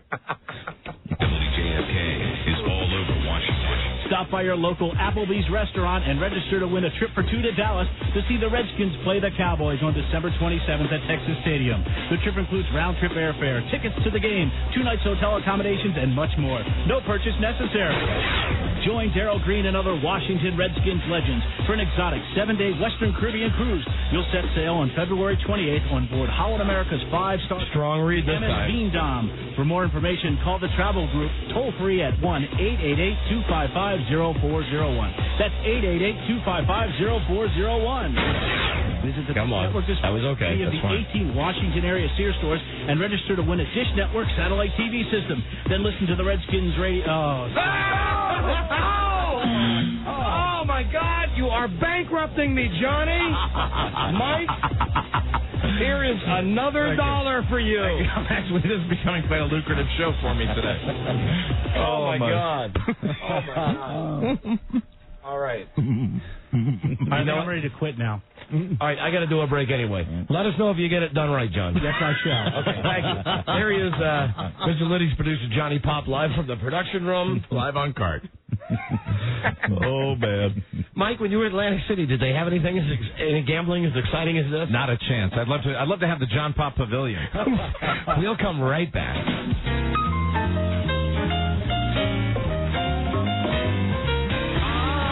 Did he get it done? Robbie, would you go just see if he got it done? I don't need to hear it. I know it by heart by now, as everybody in our audience does. John's memorized it all, so he hasn't finished it yet. Oh, no. He's not done with it yet? Mike is still alive. I can't walk in that studio again. He'd kill me. WJFK is all over Washington. Stop by your local Applebee's restaurant and register to win a trip for two to Dallas to see the Redskins play the Cowboys on This is live. 7th at Texas Stadium. The trip includes round-trip airfare, tickets to the game, 2 nights hotel accommodation. Sounded to me like that was reason for a redo right there. Absolutely. Join Darryl Green and other Washington Redskins legends for an exotic 7-day Western Caribbean cruise. You'll set sail on February 28th on board Holland America's 5-star ship, the MS Veendam. For more information, call... And we need a clarification on how to pronounce the name of that ship. 50401. Is it like Jean-Claude Veendam? The SS Veendam. Visit the Dish Network display at any of the... Anybody out there listening know the name of that ship? Register to win a Dish Network satellite TV system. Then listen to the Redskins and Redskins... Poor guy. He's going at it. I'd like to know what take that. I think during the commercial break they gave him at least 2 takes. At least. Oh my God. So that would be up to his like 6th or 7th. Stop by your local Applebee's restaurant and register to win a trip for two to Dallas to see the Redskins play the Cowboys on December 27th. Now he's doing it the regular way. Well, that saves time. Veendam is correct, according to Tammy, our promotion. Veendam. Okay, No we're just wondering. Join Darryl Green and other Washington Redskins legends for an exotic 7-day Western Caribbean cruise. You'll set sail on February 28th on board Holland America's 5-star ship, the MS Veendam. For more information, call the travel group toll-free at 888-255-0401. That's 888-255-0401. Visit the Dish Network display at any... I think he's going to get it this time. This is tough. Sears stores tough and register to win a Dish Network satellite TV system. Then listen to Redskins Radio, and as Sonny, Sam, or Frank announce your name, you'll automatically win a Dish Network system. See in-store display for additional details and contest rules. No purchase necessary. Go Skins! So what he's going to do now is actually have to go through and edit right. the way that a normal disc jockey would edit the tape, right? Which for John Pop, and I just should point this out to everyone, that's a little slice of hell. He doesn't want to do that extra work. Take him extra time. I just got an insight from Slough. Another reason it's taking him a long time is the cartridge he's going to is a 2.5-minute cartridge. Yeah, of course. All right, let me explain that. For a Stop by your local Applebee's restaurant and register to win a trip for two to Dallas to see... Stop by your local Applebee's restaurant and register to win a trip for two to Dallas to see the Redskins play the Cowboys on December 27th at Texas Stadium. The trip includes... At Texas Stadium. And anybody who's ever done this on a regular basis knows sometimes you reach a point... Stop by your local Applebee's where the more you do it, the worse you get. I would like to say, Buzz, that's why I did the betting the way I did, because I knew he'd reach that point where it was too much. Airfare, tickets to the game, 2 nights hotel accommodation, and much more. No purchase necessary. Join Darryl Green and other Washington Redskins legends for an exotic 7-day Western Caribbean cruise. He screwed up the end, too, though. Yes. February 28th on board Holland America's 5-star ship, the MS Veendam. For more information, call the travel group toll-free at 1-888-255... They're loving this right now. That's 1-888-255-0401. Oh, this is the one. Dish Network display at any of the 18 Washington area Sears stores and register to win a Dish Network satellite TV system. Then listen to Redskins Radio, and if Sonny, Sam, or Frank announce your name, you'll automatically win a Dish... Oh, God. You'll automatically win a Dish Network... You'll automatically win a Dish Network system. You'll automatically win a Dish Network system. See indoor display for additional details and contest rules. No purchase necessary. It's entirely different. See, if John knew how to use the digital editor, it would be very simple for him to take all these mistakes, and just by pushing a couple of buttons, he'd be able to make it sound seamless. Tape it all together. He'd be home by now. Yeah, but now what he's got to do is go through his work tape and edit together the good parts. He wouldn't be home right now, but still have to roll the cart down the hallway and get to the elevator up to his office. It's catching. That's on John's end. That's not on our end. I knew that wasn't on your end. Feedback. I think he's working it now. You think he's, that was him taking the tape machine like out of Audition and putting it in a program. I heard a rumor that he's already sweated through his shirt. How come I can't get anything on this? He may have blocked us out. I don't know. I'm like hearing it in one channel. Yeah. If he's editing using the speaker on the tape deck, it's not going through the board. So if he's not going through the board, you're not going to be able to hear it. He'd be doing that, too, wouldn't he? Using the speaker on the tape deck. Yeah. Right. Why? This is the weakest speaker that gives you the least feedback as to how the spot really sounds. It's easier. It's easy. It's easier and it's quicker. Okay, hold on. John will tell you to always cue through the board because that'll save you for errors. Right. All right, I just now I'm hearing the tape go. What you're hearing is the crafting of the final product here. The fine craftsmanship. That's right. That goes into a commercial. It sounds a little choppy right now as he's doing it, but what we will hear in the end will be pretty close to a masterpiece. That's right, an artisan. The thing I like the most about John Pop, Ask the G-Man, G. Gordon Liddy. he respects his craft. Here. Now, why is he? Yes, my question Why is he is- playing one of Mr. Liddy's promos now? Probably have something else to do in there, doesn't he? No, Miss Slough is in there working on some of Mr. Liddy's promos. What happened to John doing his commercial? He's still in there. He's cutting the tape now. He's editing it. Oh, I see. So she's doing her work. Does she know how to use the digital editor? Oh, yeah. So she's using that now to make the promo for Liddy? Yep. Okay. Yeah, that's great, because since John hasn't been able to learn to use it in 3 years, he can work off the tape while she works off the digital editor. Well, Kate is part of his labor saving. Yeah, she helps him out a lot. How is Kate part of his labor saving? She spends hours in there working on promos, so John is not. Right, free to do other things. Labor saving in that he will simply say, Kate, do this, and leave. That frees John up to do other tasks. Like taking the cart up to the second floor. That's right, and doing all over Washington. And making labels. We should mention that John is being a very good sport about all He's a very this. good guy. I love him. We think he's being a good sport about all this. He's laughing in front of us. You know, he might be... he was laughing in front of us about 40 minutes ago, Mike. Yeah, he would have done this in 60 seconds if it hadn't been for us. Oh, dear. Yeah. No, he's a good sport, though. He enjoys the ribbing. Yes, he does. Go see what he's doing. All right. And he enjoys ribs. How much for a rib? Pour some in my hand for a dime. You got change for 100? Oh, come on, man. Help a brother. How much for a rib? It's fun when we get a progress report as to how things are going right now. This is excellent because John is multitasking. He's editing and he's on the phone. Oh, he's on the phone. Yeah. 2 jobs with one Skins set of Radio. hands. And if Sonny, Sam, or Frank announce your name, that assures quality. Come to WJFK at the start of every... Is he 300 booking channels. Is he booking a guest for Gordon, or is he ordering dinner? It could be one of each. What's the phone number in there? Maybe I'll call him up. 892. Do you think he'd get mad if we had somebody like Stop by your local Applebee's restaurant. Hello. Hi, John. Hey, Don. John, your pizza's here. I'll be right over. I'm getting ready to mix down now. Oh, we're going to mix down now. Very good. I couldn't handle doing it live to card anymore. I was getting too much haranguement from your producer. Okay, very good. Okay, all right. Too much haranguement. We're with you, Johnny. And I think this is close enough to a final take of this one. Okay, I'm ready to walk out the door. Okay, beautiful. Here all we right. go. Bye, Johnny. Bye. Tight, bright, and out of sight. It's a shame there's not a window in there, that you could walk by the window while... All right, here's the final perfect product. Stop by your local Applebee's restaurant and register to win a trip for 2 to Dallas to see the Redskins play the Cowboys on December 27th at Texas Stadium. The trip includes round-trip airfare, tickets to the game, 2 nights hotel accommodations, and much more. No purchase necessary. Join Darryl Green and other Washington Redskins legends for an exotic 7-day Western Caribbean cruise. You'll set sail on February 28th on board Holland America's 5-star... Sound like he said February wrong. Yes, he did. For more information, call the travel group toll-free at 1-888-255... A little wrong. That's 1-888... Rudy's on the phone. 04. He gives this commercial an A-. Dish Network display at any of the 18 Washington area Sears stores and register to win a Dish Network satellite TV system. Then listen to Redskins Radio. And if Sonny, Sam, or Frank announce your name, you'll automatically win a Dish Network system. See indoor display for additional details and contest rules. No purchase necessary. Go Skins! Flawless. Ah, fantastic. Okay. Really, just a stellar job, I might add. Perfectly done. Keep killing me. Perfectly done. Our thanks to perfectionist John Pop. Yeah. John Pop, what a fine job that was. Thank you, Johnny. Rob, go give him a few chocolate-covered raisins. This is the Don and Mike Show.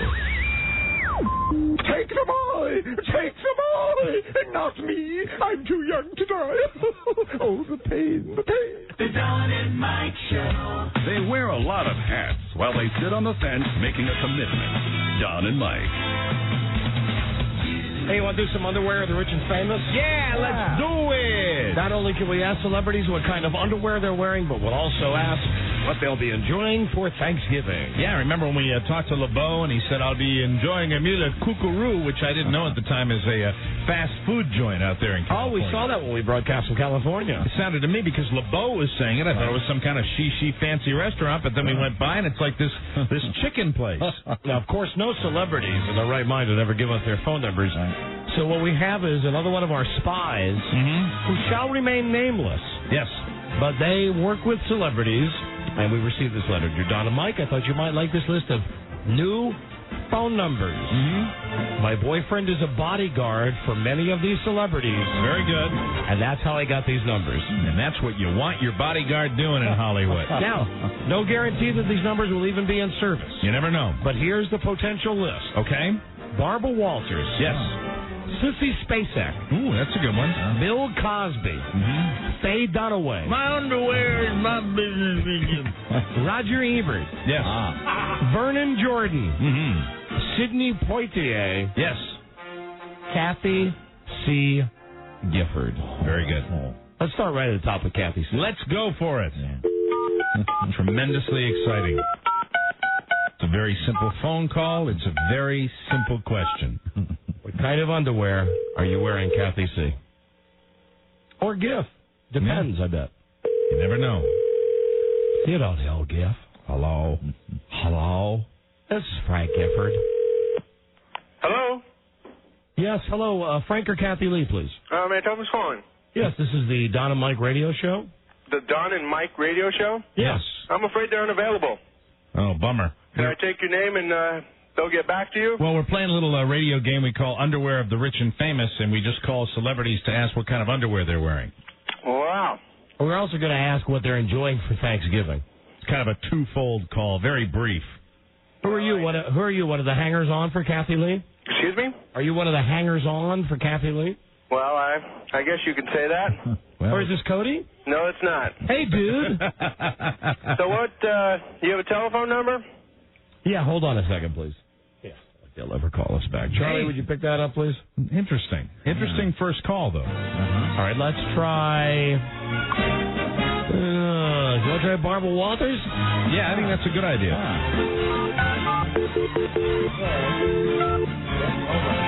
She shouldn't be too embarrassed, what with the Monica interview and all. She interviewing Monica?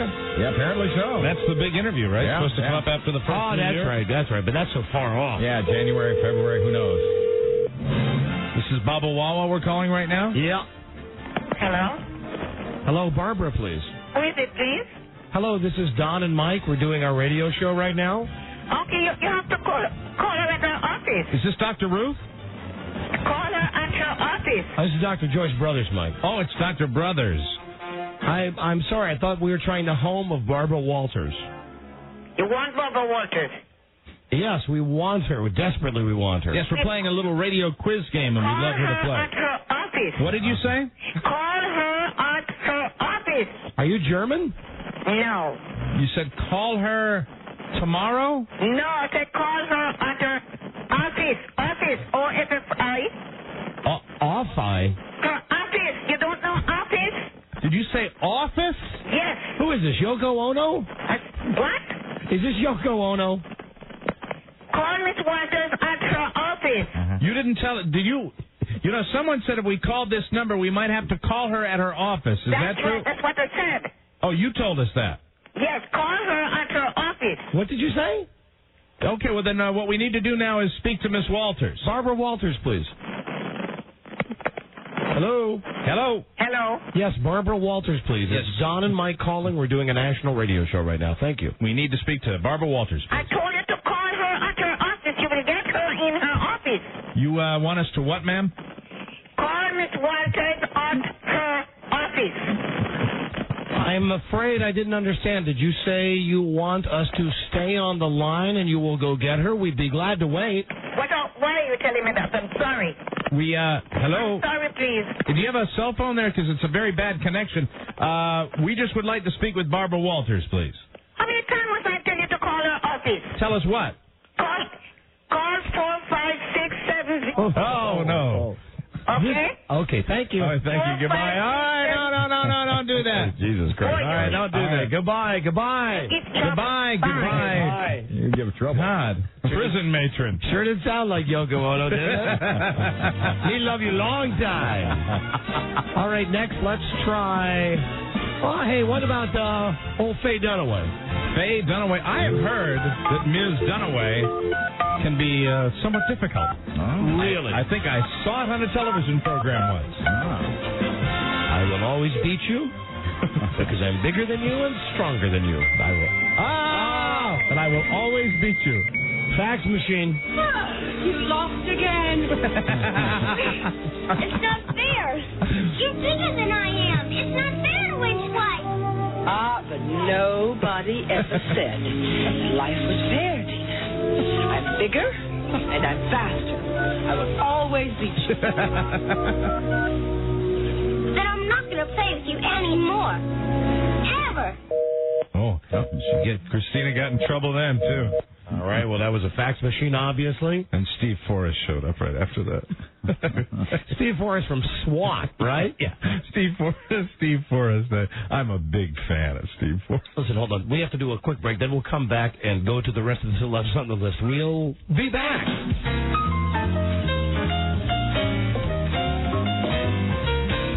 All right, we're going to devote a whole segment to underwear of the rich and famous. Got some new phone numbers we're working on. All right. Barbara Walters, obviously her home number with her very militant Chinese cleaning lady. Call her in her office. Also, a correct home number for Kathy C. Gifford and Prostate Gifford. Yes. However, I was told during the break that Kathy C. With Regis doing the show from Los Angeles this week. Oh, wow. And, of course, Giff would be up in Baltimore to do his 3-second bit from inside his glass coffin on Monday Night Football tonight. They're not there. So no surprise that neither one of them was there. Faye Dunaway, that number was an answering machine, a fax machine. She was not in a glass coffin. All right, let's try Shissy Spacek. You loved her as Carrie in the fabulous Stephen King film, and the coal miner's daughter. Thank you, Rob. That Carrie. I remember when I saw that movie. That up until that time, I'd never seen anything that scared me like the end of the movie Carrie. Good evening, the Podiatry Group Answering Service. Oh, hi. We're looking for Sissy Spacek. This is the Donna Mike radio show. We didn't realize this is some lame answering service. No, Sissy Spacek is not here. Huh. Okay, thanks. Thanks so much. Bye-bye. You take care now. When that hand came up at the end of Carrie, totally unprepared for it.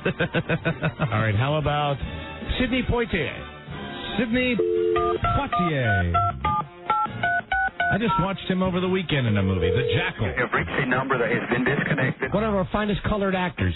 If you feel you have reached this recording in error, please check the number and... He's not there. Oh, man, we're just, I just feel like we took that left-hand turn down to the Al Molinaro Road. Not yet, Mike. Okay.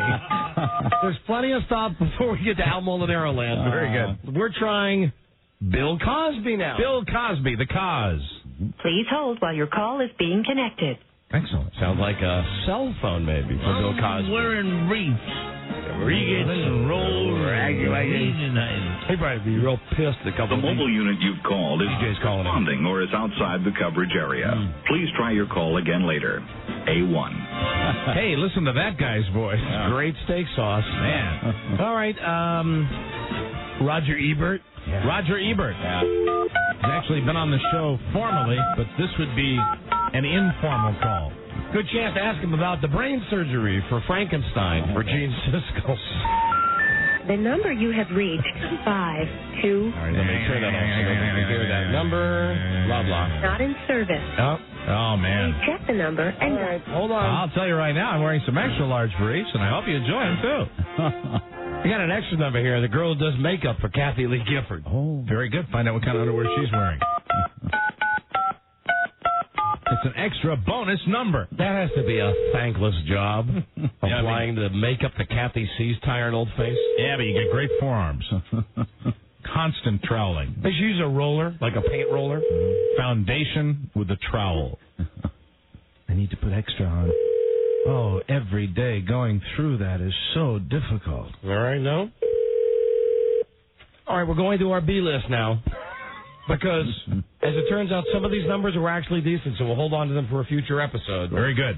Mike, I'm not going to Al Molinaro right away. We're not on Al Molinaro Lane yet? Nope. George Carlin. George Carlin.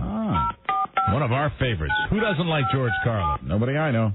Those commercials he does for the phone company are annoying, though. Everybody's doing those. Yeah, everybody's doing those now. It's amazing. Dennis Miller ones really suck. Still, the Paul Reiser ones are the worst, though. When he sits there with his big sandwich and his brand new T-shirt that he wants to look casual, but somebody just put it on him. Paul Reiser. Right. Paul Reiser. Hello. The way he does that. You have reached the voicemail box for 45. Again, no celebrity voice. Please leave your message after the tone. Oh, I don't have time for that. No, we're very busy people. Snipes, buddy? We try him all the time. Yeah, he's usually not there. Rip Taylor, we try him all the time. Oh, I know we do. All right, we'll try him. Good guy. All right. Rip Taylor is just so Hollywood that we get through once in a while. Hello. All right, trying Rip Taylor. Of course, he used to be. Was it the Gong Show that he was on, where he would throw the confetti and stuff? Merv Griffin, the Gong Show, the Mike Douglas Show. Mm-hmm. Last time we spoke to him, he was going to Red Skelton's funeral, wasn't he? Doctor's office. Hello, Rip Taylor, please. You have the wrong number. All right, my bad. Thank you. What, Robbie? Rip also hosted the $1.98 beauty contest. Great program. Nobody could throw confetti. Are we still calling Rip? Yeah, I'm going to try that number again. Maybe I misdialed it. And then there's houseboy Robbie, who we spoke to a long time ago. Who identified him as his houseboy Robbie. Hi. Rip is on the road performing right now, so any messages that you want to leave, you can leave here, but he will only be checking every 2 to 3 days, and we'll try to get back to you, but you're going to have to be patient because the man is on the road. Thanks a lot. Yep. All right, hold on. Let me. That's Robbie, I think, right there. Yeah, we're trying his cell phone. Rips. Yeah. I don't know what it is about Rip Taylor. Makes me laugh. Was he in Wayne's World 2 or in regular Wayne's World? He had a couple of film roles. The Psychic told him. Remember that when he was talking about the Psychic? The Psychic saw it. Comedy Tonight, this is PD. Oh, I'm sorry. I thought I was calling Rip Taylor's cell phone. This is the Donna Mike radio show? No, this is the company manager for the tour's cell phone. Is Rip kicking around there at all? I believe he's probably at the theater for getting ready. At the theater. Okay, thank you. Can I take a message for you? No, that's all right. Is there anybody else famous there? Anybody else famous here? Yeah. No, you reached my hotel room. Oh, your hotel room. Sorry. I'm pretty famous in my own right, but I'm all alone right now. Okay, gotcha. All right. Comedy Tonight. Billy Barty.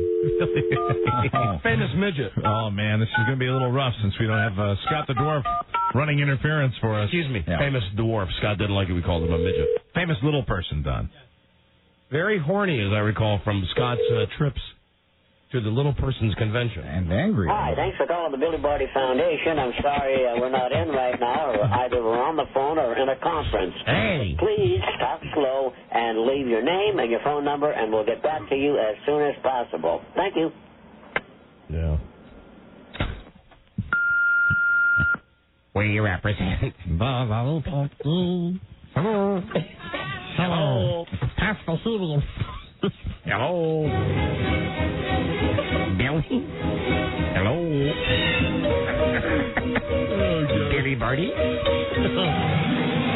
Hello. Hello.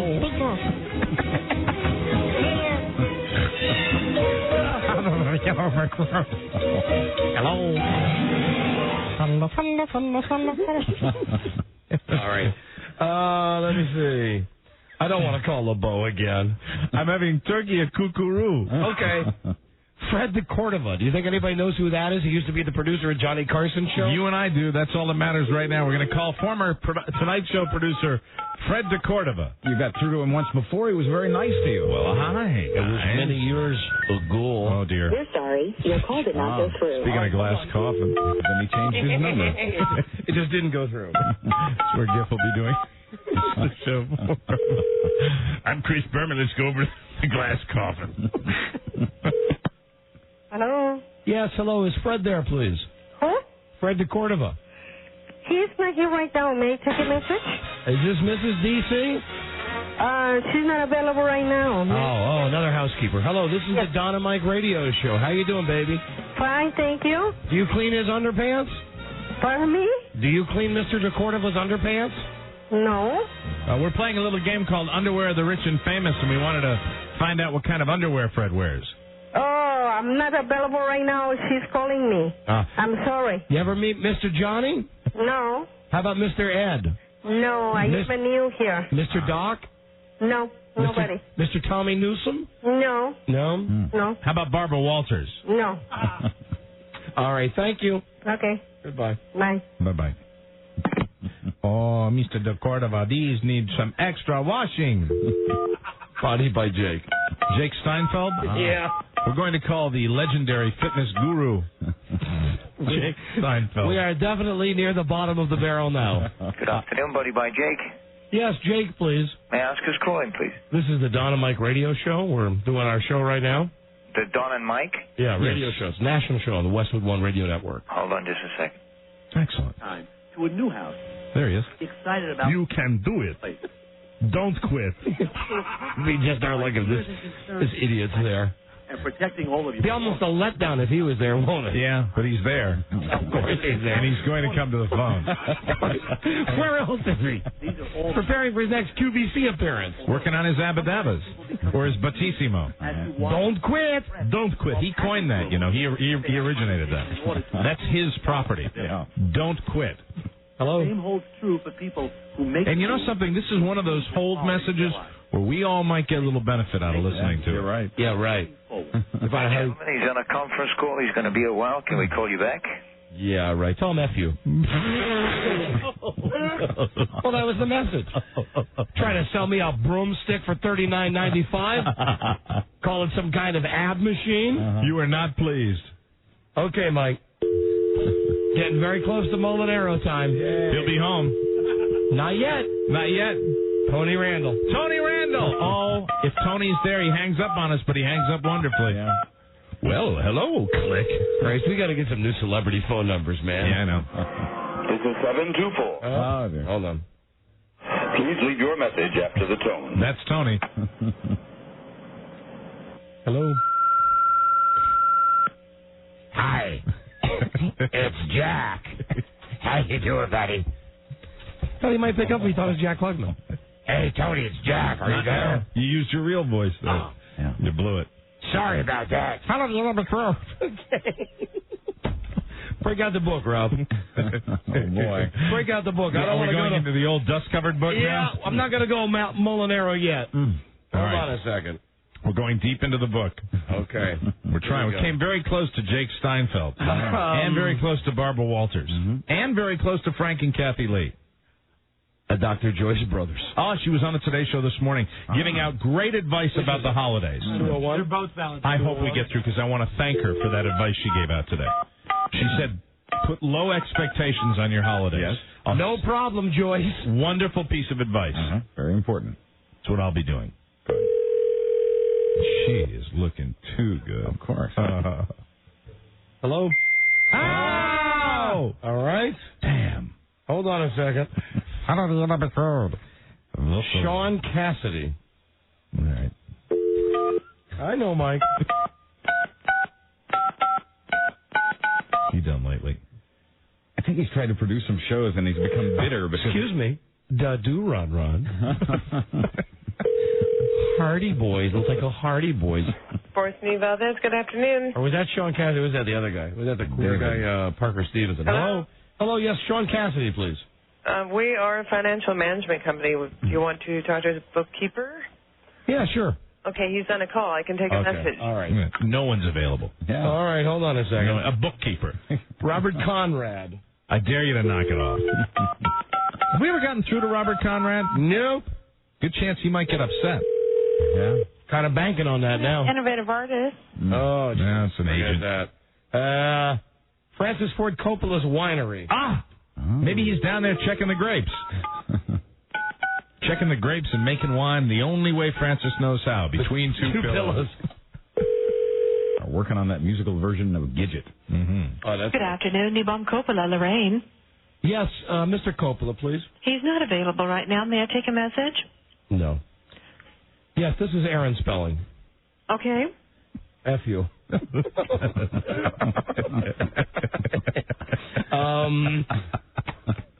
I'm sorry, I'm just getting near the end of my rope with this. Yeah. Well, that rope will feel nice and fine once it reaches the Molinaro residence. Al Franken, who cares? No, I hate Al Franken. Larry Gatlin, who cares?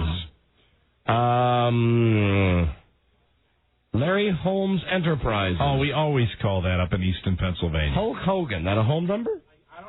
Maybe Hollywood Hogan. Yeah, all right. Be terrific. But he wears his underwear on the outside, though. Well, be a good chance to talk to him. Charlton Heston, is that a home number? We'd never called him before. Moses. Hey, man. He likes guns and all, but... Hello? Yeah? Yes, Mr. Hogan, please. Oh, wrong number. All right. Well, another housekeeper, though. Here we go. Charlton Heston.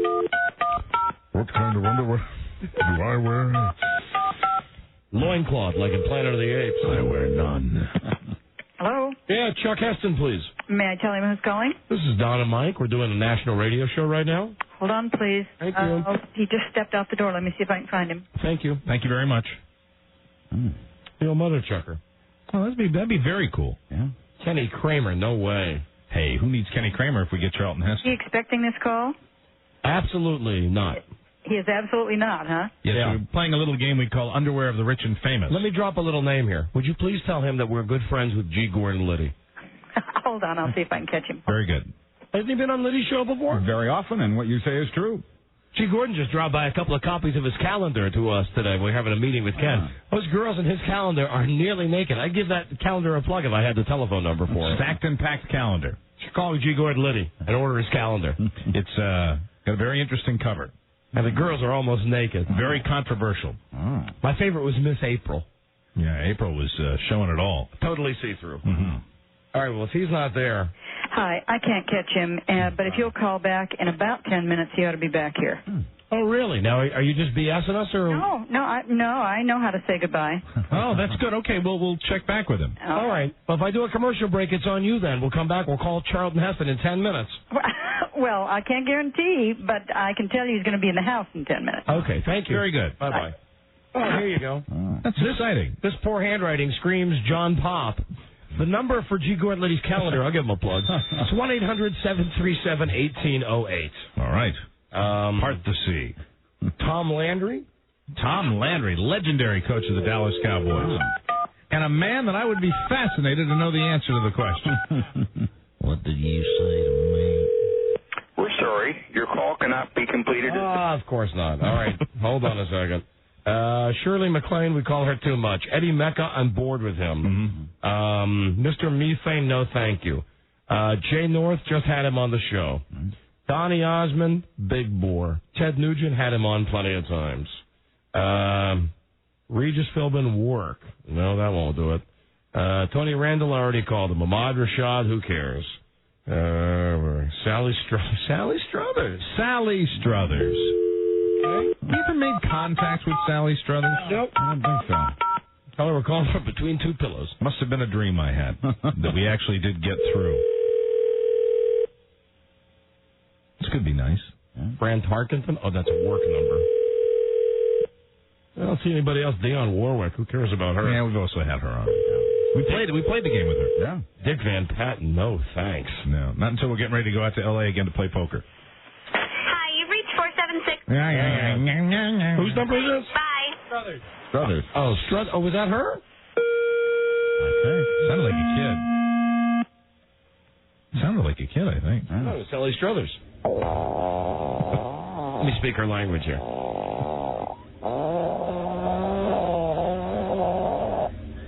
On behalf of all the starving kids in the world, stop eating! Okay. Okay. You ready for last resort? I certainly am. Who are we calling now? Al Molinaro. Let's call Al Molinaro. He, strangely enough, is usually home. I love that about him. We're going to call the former star of Happy Days, star of Happy Days. Al Molinaro. Al Molinaro. And then maybe we'll try Heston during the next break. Very good. Otherwise, a big zero for us, except for Barbara Walters' housekeeper. Hello. Al! It's Don and Mike. Oh, for goodness sake. Mr. How are you guys? Mr. Reliable, Al Molinaro, listen, we're doing our radio show now, of course. You're doing your radio show? Yeah, we just called to wish you a happy Thanksgiving, Al. Oh, how sweet you guys are. How have you been? We haven't chatted in a long time. No, I know I've been kind of fooling around, you know. No show business, no show business. Nothing happening? Are you doing those commercials anymore? Oh, yeah, I'm still finishing those commercials. I thought you were writing a book. Weren't you writing a book the last time we were talking? Yeah, I'm done with my book, and it's right now it's into a couple of different publishers. Waiting on the results, Boy, I got my eyes crossed, toes crossed, everything. Yeah. Well, listen, Al, the reason we're calling, of course, you're on our A-list of celebrities. Oh, how sweet you are. We're doing a feature called Underwear of the Rich and Famous, and now we'd like to know, Al Molinaro, of course, you love him on Happy Days. That's right, big star. Al, what type underwear are you wearing? Do you know something? Yes. I wear the jockey shorts. They're made in my hometown of Kenosha, Wisconsin. Bravo! See, you got an answer from Al Molinaro. He never disappoints us, ladies and gentlemen. The jockey shorts. Jockeys, that's what he's wearing. Jockey for Al Molinaro. From Kenosha, Wisconsin. Beautiful. Al, have a great Thanksgiving. Hey, thanks, guys. Same to you and everybody else there. Okay, thank you. Okay, take care now. Bye-bye. Bye, Al. How good does that loser's always there? Yeah. He's like the emergency celebrity behind the glass, break in case of emergency. You know, that's why midway through that I said I just feel like we're heading down Molinaro Lane, where there's always somebody home. Sure enough. We'll be right back. This is the Don and Mike Show. Hi, and the thing from your ears. The Don and Mike Show. They'll make you have the white tea. Don and Mike. All right, let's try the mother chucker back one more time. Calling Charlton Heston, Ben-Hur, Moses, Planet of the Apes. Planet of the Apes. NRA. That's always good on his resume. Hello. Hey, it's Donna Mike again, calling for Chuck Heston. Hi there, and he is not coming back. He got in a car and drove away, and I didn't know it. Oh, is this Mrs. Heston? No, this is Mr. Heston's assistant. All right, well, listen, here's our message. Can you take a message, please? Sure. Soylent Green is people. We're big fans. Okay. Remember that one? Do you remember that line? Soylent Green is people. Right. Yes. Yeah, that's our favorite Charlton Heston movie. And listen, when he was, of course, he was the Human in some of those Planet of the Apes movies. Did he ever turn around and wear a monkey suit in one of those? Not that I know of. Okay. Like in the last voyage of Planet of the Apes or something? Nope. He was only in the first one and then in one scene in the second one. Oh, okay. And he's probably gone for the day now? Well, since I didn't know where he was going, I can't answer that. I don't know. Ever seen his gun? His guns? Yeah. Yeah. Really? Is he like wear one on a holster? No. Okay. Okay? Okay. All right. See you later, guys. Okay, bye-bye. Bye-bye. Well, I got another number. Do you think that's a cell phone number? Yeah, let's try. Maybe in the car. Hello? Hello? Stop bothering me. Oh, it's us again. I'm calling on a different line. I thought maybe I had a cell phone number. Nope, he doesn't have one. You're very competent. All right. Thank He doesn't. Charlton Heston doesn't have a cell phone? Well, no, that's true. He doesn't. Was he just reach his head out the window and scream? Something like that. Yeah. Okay, guys. Okay. Yeah, I love that tone. Right. Okay, very clever boy. She was rapidly losing interest with us, right? We gave her another 5 minutes. It would be, look, he's not coming to the phone. She was as disinterested in us as we appeared to be with Al Molinaro. Oh, listen, and Al's got his fans out there. Do you know Christine told me that more than one person called and said, how dare we talk that way about Al Molinaro? We should be nicer to Al Molinaro. Al Molinaro. We were nice to his face. Yes, we should be nicer to him off the air, though, too, because he is a trusted friend of this show, and he never disappoints. Think about the consistency. He's always there, man. Always been there, and I hope he finds a publisher for his book. Yeah.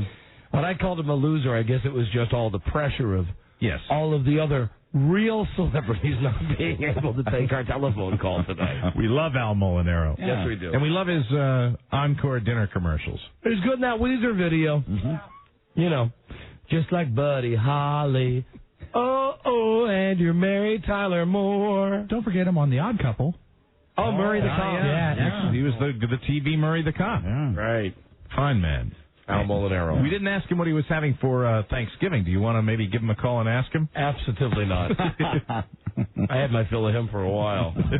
Good friend Al Molinaro. Yeah. I understand he's having a TV dinner, though, for Thanksgiving. What brand is it, Mike? Encore. I'll be up at 6:30. Buzz? Yes. There's your music. It's time for the old news and comments. Yes, it is. And what is your lead story tonight, Booze? Tonight, how the nerds are going to make us all rich. Is that something to do with Star Wars? No, more to do with computers. Yeah. All right, let me tell you right now, I'm very excited. Have you seen the trailer, Don? Have you seen the trailer for Star Wars? You know who'd be great in Star Wars? Al Molinaro. Oh, he'd be great. He'd be great as an alien. Wouldn't have to use any makeup. Now, that's a joke. All right. Kidding. Friendly joke. We kid because we love. From the ticker. For all his fans that have been burning up our lines. Give me his number. I'll call him back. I just wish him a happy Thanksgiving. Call him back. Find out what he's having. Yeah. What he's doing. I'll be going to my daughter's house. Know what he's doing. And we'll be having turkey and boring. He's just sitting in the chair looking out the window. I know what he's doing. Robbie's not smelling his fingers. Yes. No, he's not. Robbie. Pass that. It's very bad. It was very bad. Hello. Hey, Al, it's Donna Mike again. Sorry, we forgot to ask you one thing when we called earlier. Yeah, what's that? What are you going to be enjoying for Thanksgiving dinner this year? A turkey that my wonderful great cook wife makes. Oh, fantastic. The whole family having a son and daughter and little kids and everything. I'm a grandpa 2 times. Oh, bravo. How about that? How about you guys? Same, much of the same. Just like you. Same old, same old. Same old stuff. But that was the question we forgot to ask you. Yeah. Just want to call you back. We feel a little guilty about that. Okay. Okay. Good All luck. right, take care, guys. Yes, take care, Al. Thanks. Yeah. Bye-bye, Al. Bye-bye. Good. Okay, everybody happy now? Yes. Okay. Well, turkey. That's the answer. All right, from our wacky story file. 91-year-old disgruntled grandfather. Hi. Long Beach, California, ready to snap, crackle, and pop. Al Greenwood wants to start a boycott of cereal manufacturers who are selling cereal boxes half filled with air. He's right about that. Valid point. I agree with him on that one. Not to mention potato chips and pretzels and everything else you buy these days. Best thing we do in the United States, packaging. Al Greenwood, who is also known as the bedspread king. Oh, and Lee's father. Lee Greenwood. God bless the USA, and I'm proud to be an American. Let's see, Greenwood, who owns a bedspread outlet and is known as the bedspread king, has estimated that air-filled containers mean consumers are spending about $7 per pound for cereal. Sure. Oh, he's pissed. I don't blame him. This is good. I like this. You said he's 91? Yep. And he's the bedspread king. Yep. And he's the father of Lee Greenwood. Patriot. Are we out in Long Beach, California? Is that by Ventura? Al Greenwood's Bedspread Kingdom. Yes, Al, please. This is the Donna Mike radio show, and we're on the air right now. Okay. What's your name? The Don and Mike radio show. We're on the Westwood One radio network. And we're doing our show right now. Okay, hold on, please. Thank you. We need to speak to the bedspread king. Another happy Al Greenwood employee online. I'm sure he's a gem to work for. I told you to put the bedspread in the window. Look, my Lucky Charms are half full of air. Hello. Hello. Is this Al? Yes. Al, hello. This is the Don and Mike radio show, and we're on the air right now. How are you, sir? Where? From where? Yeah. It's a national show. We're on in 61 markets. Well, I mean, where does it originate? Washington, D.C. Oh, is that right? Yeah. Yeah. We heard your comments about cereal, and we wanted to let you know that we're behind you 1,000%. Well, good. Well, somebody better get behind me because we got to stop those damn robber barons. I tell you that. How are things going at your bedspread outlet? What?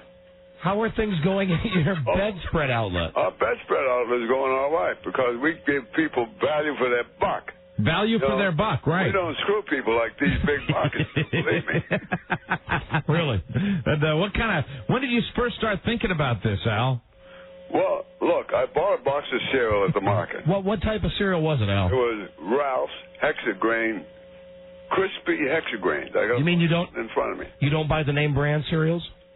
Well, it's the Ralph's brand. It's a big chain, and I thought that's giving. The Ralph's supermarket chain. I'm familiar with Ralph's.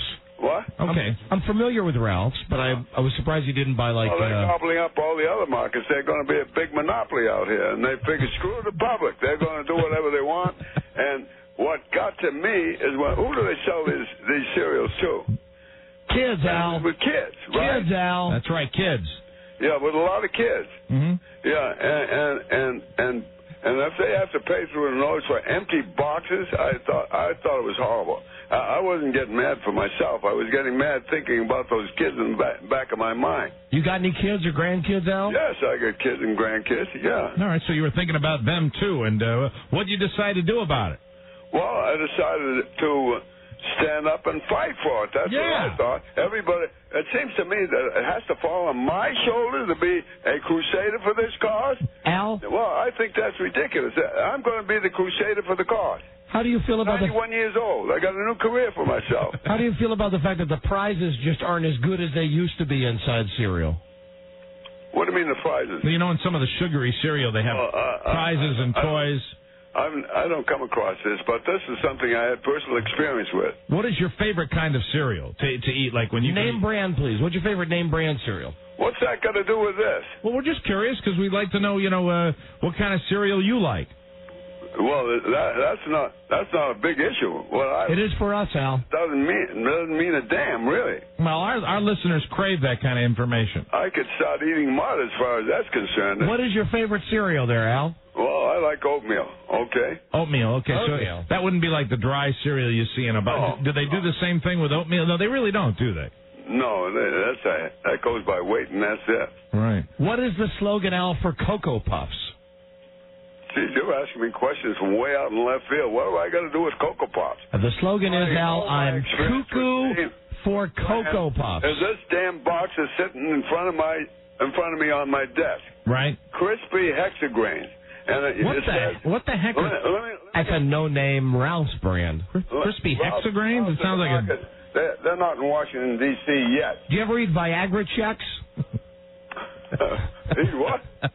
Viagra checks. No, I never had Niagara chips. No, Viagra checks. It's a little Viagra chips. Yeah, it's toasted wheat with blue marshmallows. And whenever I get a headache, I take Viagra chips. All right, Al. Okay. Yeah. Hey, Al, what cereal is magically delicious? What's that got to do with this thing here? Lucky Charms, Al. Lucky Charms. I don't know. And what character on a cereal box says, they're great? I don't know. You're getting me sidetracked with all that. Tony the Tiger. All right, here's the easiest one I have for you, Al. What is the breakfast? We have something serious going on. Al, what is the breakfast of champions? Wheaties, okay. Hey, all right. You got Wheaties. I answered the question correctly. You did. Way to go. Very nice, Al. All right, now, what's the special on bedspreads this week? We got specials on bedspreads every week. Really? Yeah. Do you have any stained bedspreads? What? Do you have any stained bedspreads? No. No stains. Oh, you're coming out way out in left field. No, I meant like, you know how you stain your deck or something like that. Oh, no, nothing like that. So no stains? We have hand-painted bedspreads in stock. Hand-painted? Yes, sir. That's not bad. They have spots on them? Made by Pablo Picasso and all that. He used to moonlight out here. He used to work for the Navy Yard, and he did this moonlighting at night when he got through work. Pablo Picasso? He had painted bedspreads, yeah. Pablo Picasso? Yeah, Pablo Picasso, yeah. You're selling real Pablo Picasso bedspreads? Real Pablo Picasso. How much do you sell a Pablo Picasso bedspread for? Well, whatever we can get. On those we haggle. You haggle? Well, like we don't haggle on anything else, though. What would be the starting point for a Pablo Picasso bedspread? Well, about $1,000 because Picasso is a very famous brand name, really. Wow. Yeah. Really? And how long has Picasso been dead? Huh? He's been. I think he's. How long has Picasso been dead? That's my question. I don't know. I didn't pal around with him. Is this like originals that he's touched? Well, I didn't pal around with him, so I don't know much about. Personally, I don't know much about him. You ever put relish on your cereal? Yeah, I put salsa sauce on it. Salsa sauce. Really? You ever put gentleman's relish on your cereal? Well, what's gentleman's relish? That's the universal question. There you go, Al. Yeah? Yeah. So do you come to work every day? Work a full 8-hour day? That's right. What do you do to keep yourself sharp? Huh? I take Viagra for headaches. All right, Al. Well, listen, anybody that's listening to our show right now and is pissed like you are about cereal, listen. What would you like them to do? Listen, I tell you what I'd like to have them do. Yes, sir. On this here, if they don't want to be screwed and tattooed by these big markers, yes, send me their names and addresses, and we'll add it to the list, and we'll become a viable force against these big bullying bastards of big business, okay? Yes, Al, and what is your address where people should send you this junk? Al Greenwood. Yes? 2750 East Pacific Coast Highway, Long Beach, California, 90804. You're not related to Lee Greenwood, are you? Who he? He's the singer. Lee Greenwood sang God Bless the USA. He's a country singer. Oh, isn't that nice? We didn't think so. That's nice. How do you spell Captain Crunch? There's a very definite way that you spell Captain in Captain Crunch. What are you trying to do? Give me a test to see if I've got the right kind of IQ to promote this stuff or what? No, you've proven you have the IQ. My IQ improves by eating this damn cereal. This is just cereal trivia because we're into cereal on this Al, show. it's CAPN' Captain Crunch. Oh, is that right? Yeah. It's got a little picture of the captain on the front of it. I don't know. A little bit, tidbits of information I pick up along the way. And just out of curiosity, how many scoops of raisins are in each box of raisins? 20 scoops. I remember that. 20? 20. No, I'm sorry. No. It's two scoops. Two scoops, Al. 2 scoops? Yes. 2 scoops. Hold on. Maybe my memory is playing tricks with me. All right, well, listen, Al, great talking with you, and good luck with your Pablo Picasso bedspreads and your drive to keep the air out of cereal. My drive. It should be the drive of everyone in the United States. I agree. Right on. Why does it fall on me? I'm 91 years old. Suddenly I have to be a crusader for the whole country? Yeah, 91 going on 21, Al. We can tell. Right. All right. All right, thank you, old-timer. Everybody ought to be aware of this, and they go back and get more of that stuff. All right, bye-bye. Why do these cereal companies get so rich? That's right. Yeah. All right, well, good luck with that, Al. Okay, thank you. All right, bye-bye. His family's going to put him in the home, Al Greenwood. I was just going to ask him if he knew the words to that song, Chicago, Chicago. Wasting our valuable oxygen. We'll be right back. This is the Don and Mike Show. Rob, this is Liam Jean. Would you and your 2 buddies from the Crybaby Hall of Fame please destroy my phone number? I'm kind of serious about this, I can take it, but I can also dish it out. Like, if I hear from you guys again, I'm liable to go to the president of WTFK and file a complaint against you. You don't want that for a Christmas present, right? Have a nice day, Turkey. The Don and Mike Show. Can you believe we're back from commercials already? Here's Don and Mike. Hey, Charlie. Yes, Don. Have you seen my baseball? What baseball? Have you seen my baseball? I don't have a baseball, Don. I don't know what you're talking about. Didn't you see that movie, the funny movie, the one about Mary? No, that's a dumb movie. Really? I don't go to movies like that. I went to see Ants. Ants was great. Ants was so great. All the ants, they had little ants that do all the work, and then the big ants would whip the other ants to get them all in line. See, in the movie, there's something about Mary. Something about Mary. Duh. That's a dumb movie. There's a guy named Ted. Ted? And you know what? He kind of reminds me of you. Really? And he's in a movie? Yeah, he's a big guy. Yeah. Big guy Ted. And he has a big forehead like you do. Hi, Rob. Hi, Charlie. How you doing today, Rob? Good. And he asks everybody, have you seen my baseball? Ted does? Yeah. Yes. And he looks like me? He reminds me of you a lot. Now, you're older. Mm-hmm. How old are you, Charlie? I'm almost, Rob, how old is Charlie? Hold on. Everybody's got to do the math in their head now. I'm going to be 60. No, I don't think so. I'm going to be 60. I mean, someday you will. I'll be 61. No, Are you kidding? December 13th? No, you're wrong. I'm going to be 60. December 13th, I'm going to be 60. We're going to check the stats. Last year I was 59. At some point, we're going to have to rewrite history and make you younger. 59. No way, Jose. Ben. I really love the Brian Ben show. Like that. That's the funniest show on TV next to The Nanny. And Cosby. Yeah. The guy from In Living Color was what? You'll be 58 on December 13th. 58 on December 13th. You'll be 50 yet. I didn't think you were 60 yet. 1940. I thought it was my 60th birthday. You were born in 1940. You were born in 1940. Charlie, 58's not that special. Look, Rob has it in his little, in his computerized day planner. I had no idea. He It has was in there. December 13th, 1940. Charlie, Charly. So, will we have a party for me on my birthday? Yes. I'm going to be 58, you know. Yes. I thought I was going to be 60, but I'm only going to be 58. That's not special, but I still want it to be a special birthday. Hey, Charlie? Yes, Don? Have you seen my baseball? That's from the movie. Yeah. You want me to say it, don't you? Will you please? Don? Yes, Charlie. Have you seen my baseball? Good work. Hi, Buzz. Hi, How Charlie. are you? I'm well. How are you? Buzz, how are you feeling? I feel great, Charlie. It's very nice of you to ask. Are you feeling better? I feel super, yes. All right. Charlie, listen to this. Yes. Iron Man Buzz Burbank. Oh. Consecutive days on the job. 5. Congratulations, Buzz. The streak continues. Oh, great. Where's Charlie Boy here? He's in the other room. I haven't said hi to everybody in such a long time. I've been working at my other job. What is your other job? I work in the basement. Oh. Mr. Ben. Oh, you work with Ben the custodian? I have Mr. Ben. He gives me so many jobs. That's great. So many jobs to do. You know, they build new things in the building. Yeah, what does he have you doing down there, Charlie? He has me moving the chalkboard. The chalkboard that they hang on the wall. It's called the chalkboard. The chalkboard? No. The blackboard? No. Wallboard. Wallboard. Yeah. Wallboard? Yes. That's heavy, Charlie. Yes, that's real heavy. I took 15 of them on my shoulder. Wow. And I brought them down to the basement. They all said no tow car on them.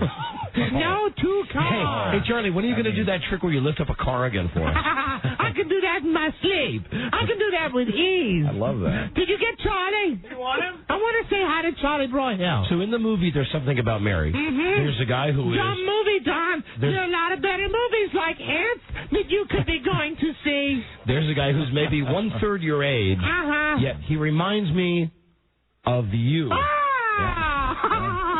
Hi, Johnny Broyhill. Hi, old man. How have you been? Fine, thanks. I've been working in the basement. It smells like it. Thank you. Yeah. You know, that's a nice shirt. I have lots of shirts like that. Good. That's just like mine. Mine had the sleeves cut off. That's a very nice shirt, Johnny Broyhill. You know why Charlie Broyhill put so much sugar in his iced tea? Why? Oh, to make it taste good. That's right. Make it taste good. Hi, Charlie Broyhill. Hi. Charlie Broyhill's my friend. Oh, I don't think he is. No? No. Now, Charlie, you've seen There's Something About Mary. Mm-hmm. Yes. Does Charlie Stuank's Fab Life remind you of Ted? Yes, he does. Have you seen my baseball? Hi, Ted. Maybe, John, I'll go see that dumb movie, Something About Mary. I think you like it. It involves Gentleman's Relish. Gentleman's Relish? You know, Gentleman's, you mean relish? White Rain? I love relish.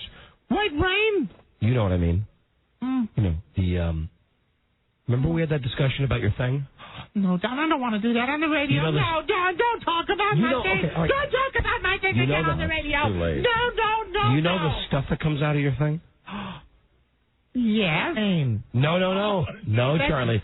Not that stuff. Not that stuff. The other stuff. The other stuff. The other stuff. What's that called? No. Yeah. I don't want to talk about that. You said gentleman's relish? That's what we call That's it. the name for it? That's the technical name for it. I don't want to talk about it. I've never seen that. Oh, yes, you have. Yes, I have. Yes, you have. Hey, you know, there's one person you haven't met yet, Charlie. Who's that? Would you please bring in Christine? Who's that? This is the girl who answers the telephones now. I haven't haven't been up here in so long. You have a new girl answering the telephone. She replaced Cannon Grace about 6 months ago. Really? I've been working in the basement with Mr. Ben. Yeah. Mm-hmm. You have. Wait till you get a look at her. Okay. Wait till you get a look at her. Yeah. Look at her, Charlie. Oh. Isn't she something to look at? Hi, Charlie. Oh, you haven't to turn around, Charlie. Hi. Hi, Charlie. How are you? Charlie actually is facing the wall now, and he's backing his chair away from Christine. Hello. Hello. Hi, Charlie. Hello. Hi. I'm Charlie. I think Charlie's in love. No, stop it, Don. Stop it, Don. Hello, Christine. First comes love. No. Then comes marriage. No, Don. Then comes Charlie. Don't do that. Don't do that, Don. You know you make me very, very upset. All right, she's gone, Charlie. She's gone. Bye. Bye. Wow. Very shy. Wowzy woo-woo. Told you. Oh, wow. She's cute, isn't she? That's great. She works here now, too? Yes, she answers our telephone. She does a great job. Her name is Tina? Christina. Christina. Oh, I'm sorry, Christine is her name. Christine, like the car, like the Stephen King book. Okay, so now on the show, just so I know, Yes. it's you, Yes. Mike, Right. Buzz, When he's here. Rob, Yes. Charlie Boyle, Always here. and her. Christine.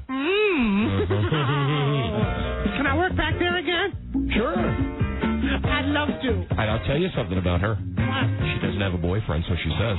Oh. And she likes soccer players, Charlie. I know you love soccer. Oh, I love soccer. I wear the big extra large double XL soccer outfit. Yeah. Adidas. It's beautiful. Christine. Christine. Hey, Charlie. Yes, Don. Charlie? Yes.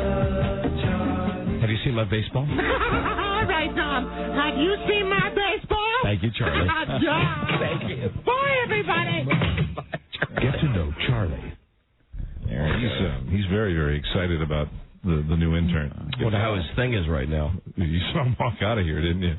I didn't want to bring it up. I didn't mention that Charlie's outfit today was a standard uniform. He had on a pair of overalls, right. No shirt on. And bare feet. Bare feet, like all cut up. And a straw hat. Very barefoot from walking over glass. And putting out people's cigarettes that they throw down. Charlie's like a trained animal that way. Somebody will be smoking a cigarette, and they'll throw a cigarette down. Charlie will put it out with his bare feet. Wow. He's quite a man. And he's going to be 58 this December. 58 December 13th. I'll get him the gift. Always easy to shop for. It's just a dozen jellies. We'll be right back. This is the Don and Mike Show. Gosh, I hate to interrupt.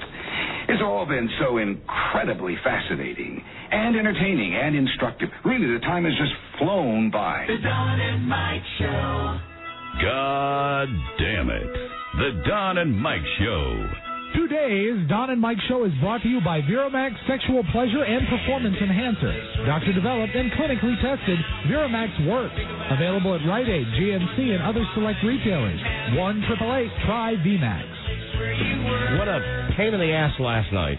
About 6:30, I didn't trouble everybody listening to the show with this because I air enough of my dirty laundry on this show. Yes. But my wife called about 6:30 last night. We're about half hour left in the show. Mm-hmm. We always run over. We always go till at least 7:15, sometimes 7:30. Mm-hmm. She calls. She has got a flat tire. Right? And I say, honey, got it handled. Because recently I made a big deal about going and buying that fix-a-flat stuff where you put it in the tire and it at least gets you to the next service station. Right, because I've been having all kinds of problems with one of my tires that was going flat all the time. She goes and looks in the back of the truck and she says, it's not there.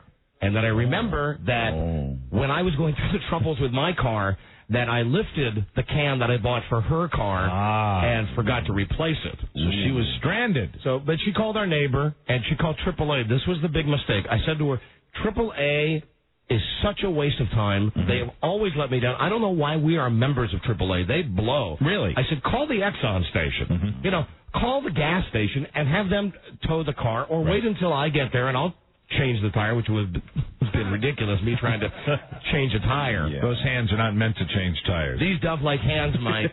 I got Liberace hands. That's what I got. These hands have never done a real work day in their life. You don't want those hands. No, these hands were made to press radio buttons. That's all these hands. And to pick my nose. That's all these hands were meant to do. So you were hoping to take care of the situation from afar. Right. She said, I'm going to call AAA. And they said that they will be there within an hour. Mm-hmm. So she says, what we'll do is on the way home, when I leave the show, she'll call me. Right. I'll pick her up, and then we'll go to the car and wait for the guy to change the tire. Well, I know the AAA always runs late. Right. And right away, I ran her an attitude. Mm-hmm. I said, oh, come on, do we have to? Just call the gas station. Now, keep in mind, my motive was not the fact that I don't want to help my wife, because I know she would help me out of any jam. Of course. My motive was that last night was Monday Night Football. You wanted to get home, and Monday Night Football starts early. You want to catch the game. Right. And by the time I got home, she had noodled through. That's why I ran her a bit of an attitude. It wasn't just Monday Night Football. The Packers were playing, too. Yeah, and I had all those guys going in the fantasy league. Yeah. So it was a lot of stuff on the line last night. So we get home. Now, she had the flat tire at 6:30, and her neighbor came to pick her up. So she was at home when I got home. Right. I got home about 10 minutes until 8, right? Okay. And I was nervous already. I was saying, listen, why don't we just call the gas station, screw AAA. They're never going to show up. She says, no, we pay all the money for AAA. They told me they're going to call when they're 10 minutes away. Now, doesn't AAA just have a bunch of member gas stations that have tow trucks? They had some guy members. They had a guy that they had to page. Okay.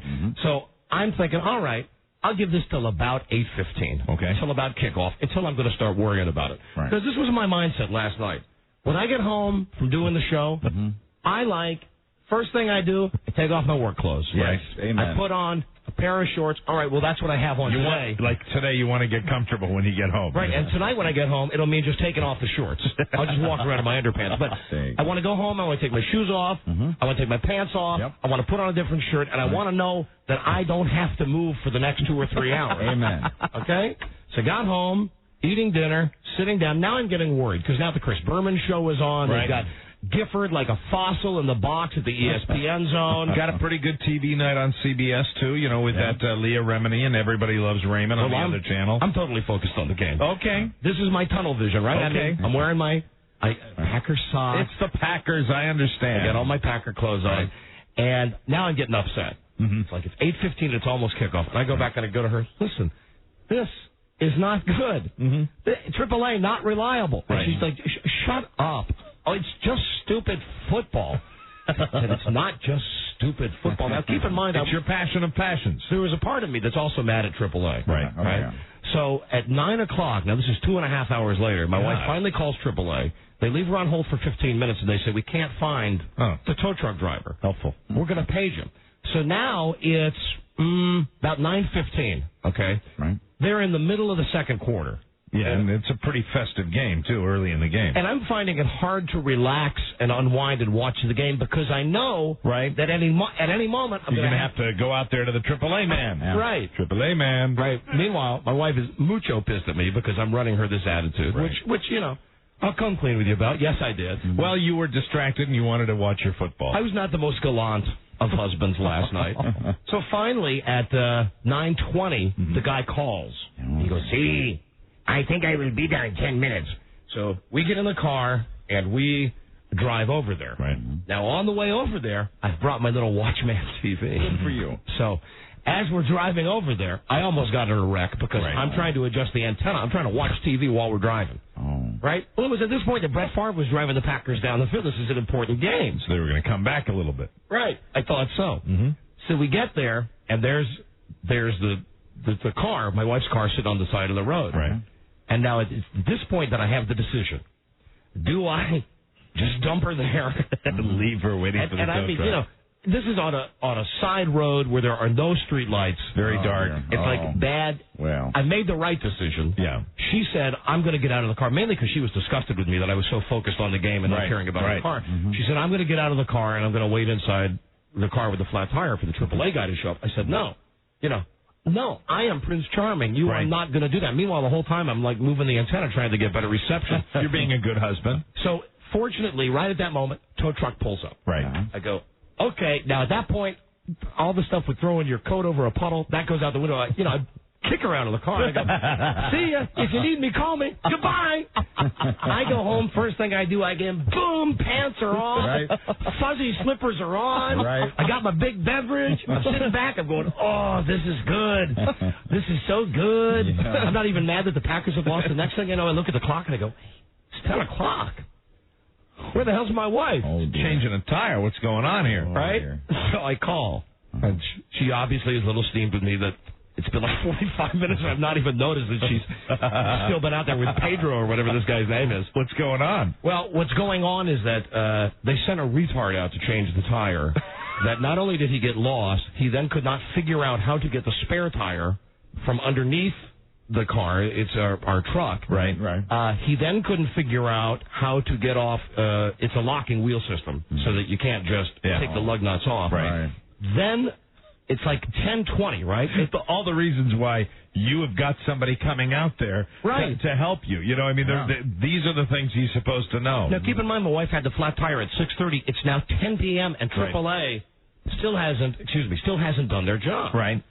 Of course, I was not jumping off the couch to go help her. Right. So at 10 o'clock, I say, listen, I'm going to just come out there and change the goddamn tire myself. I mean, screw this. She goes, no. And she's trying to be nice because the guy's standing right there. She goes, no. He's almost done. You know, as if to say this guy is an absolute idiot. So I go back to watching the game, right? And like the next thing I know, I look up and, it's 10:30 now. Oh, my God. What the hell is going on? So I call back again. I go, hi, honey. And she goes, oh, hi. You remember who I am? I'm your wife, Frida. Hello. Oh, dear. I say, what's wrong? She says, well, the problem is the guy changed the tire.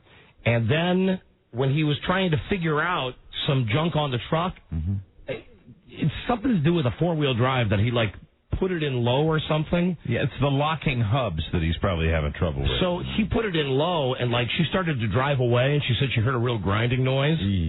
So they stopped, and they figured out that the guy had screwed up the four-wheel drive system. And then she said, I said, well, is the truck okay? Are you coming home now? And she said, no, the guy's following me for a couple of miles. I said, why would he do that? And she says, well, because he said that he's afraid he ruined the transmission. Oh, my God. Right, so my salute is to AAA today. It was like my God. 11 o'clock when my wife finally got home last night. Wow. And is the car working okay now? Yeah, it's working fine. Oh, good. It's working fine. The car is fine. Have somebody just eyeball that for you the next time you take it into the gas station. Yeah. So hats off to AAA. Oh, my. 6:30 and your wife was... 11 p.m. when she finally got home last night. Walks through the door at 11 o'clock. 11 p.m. Oh, my God. Fortunately, I didn't have to miss much of the game. No, you didn't. Sounds like you caught most of that game where you packed it and do two. Then we had a nice sweet fight when she got home because it was like 11:05 and the game was just about over. But I didn't want to turn it off because I had so many fantasy players in the game. And she says, please, let's just go to sleep. Go back down and watch it. And I said, no, come on. I'll turn it down. I'll turn it way down. Then the game was over and it's like 11:10. She says, turn it off now. I said, no, I want to watch ESPN because I want to see the stats. Now I want to see how much Chris Carter got. Oh, my God. Like the whole time she's giving me the super cold shoulder. Tell me what a bad guy I am. Well, this will make you feel any better. I have to apologize to my whole family this morning. I had a wonderful evening last night. My morning was a little bit different. Just from the way it started, I'd like to apologize to my wife and to both of my daughters for the very first words out of my mouth being at the top of my lungs, God damn it. That was really the first thing I said. Very nice. Catherine comes in at about, I guess we estimated about 5 o'clock. She hasn't been sleeping real well, so she came in and she crawls in between us, and she's fine. She'll settle right down, and she kind of drifts off to sleep, and we let her do that, and it's okay. And then my other 1-year-old, Elizabeth, wakes up at like 1 o'clock in the morning, and then she goes back to sleep with a bottle, and then later on, probably at about 6:15, she wakes up again, and at this point we bring Elizabeth in, and we got the whole family in the big bed, and we're going to watch, Barney, whatever it is. Very but quaint. I am, because of the various awakenings throughout the evening, cranky. I am out and cranky, but I'm more out than anything. I'm lying flat on my back because I'm almost pushed off at this point to the end of the bed, and I close my eyes, and I drift off back into that level of sleep where you're just about to go out again. Well, apparently Elizabeth stood on her tiptoes, and she's growing like a weed, getting to be a big kid. Stood on her tiptoes, I guess directly across from my groin, and then with all of her body weight. I don't think now golden retrievers, dogs, kids, they're all supposed to I've never had a direct hit like this in my life. She got up on her tiptoes and then lost her balance and fell with her little gorgeous hands balled into fists. Both of them. Right on your nads? Direct hit on both of them. Ouch. I mean, to the point when I went, God damn it! Good morning, Daddy. Good morning. They didn't, fortunately, for whatever reason, it was not, because it was just an exclamation of pain and not directed at either one of them, there was not major trauma done. Good. But I get up. It was so painful. Well, we'll see what the analyst has to say about that down the road. Yeah. She comes down and goes, bam, like that. And I go, oh, God damn it. And just the room is still dark. And I fall, like, to my right with putting my feet down because I'm doubling over. I'm in the pain. And then I just went out of the bedroom, walked down the hall into the hallway bathroom, and I slammed the door behind me just to sit there and wait. Yeah. You know how it is when you get the direction. Wait for the pain to go away. Cramp to go away. Right. And then I come back in and smile at everybody. And Laura is just hysterical, laughing. Oh, because and I went, so you all right? You okay, Daddy? And I said, yes, I'm fine. And then, and Catherine, Elizabeth, they don't know what's going on. Elizabeth didn't mean to do that. Right. And it was the worst awakening that I've had. We've had late nights where we haven't gotten a lot of sleep, but to have both, and I had no idea it was coming. So I'm just completely relaxed, and bam, both of them like that, and then you look at her. What are you going to do, yell at her? So she gives you this big grin. Yeah. I smacked Daddy in the nads by accident, and I'm like, I love you, sweetheart. God, it was agony. Pure agony. Sure. And, the good news is, though, now, I think we always agreed 2 was plenty.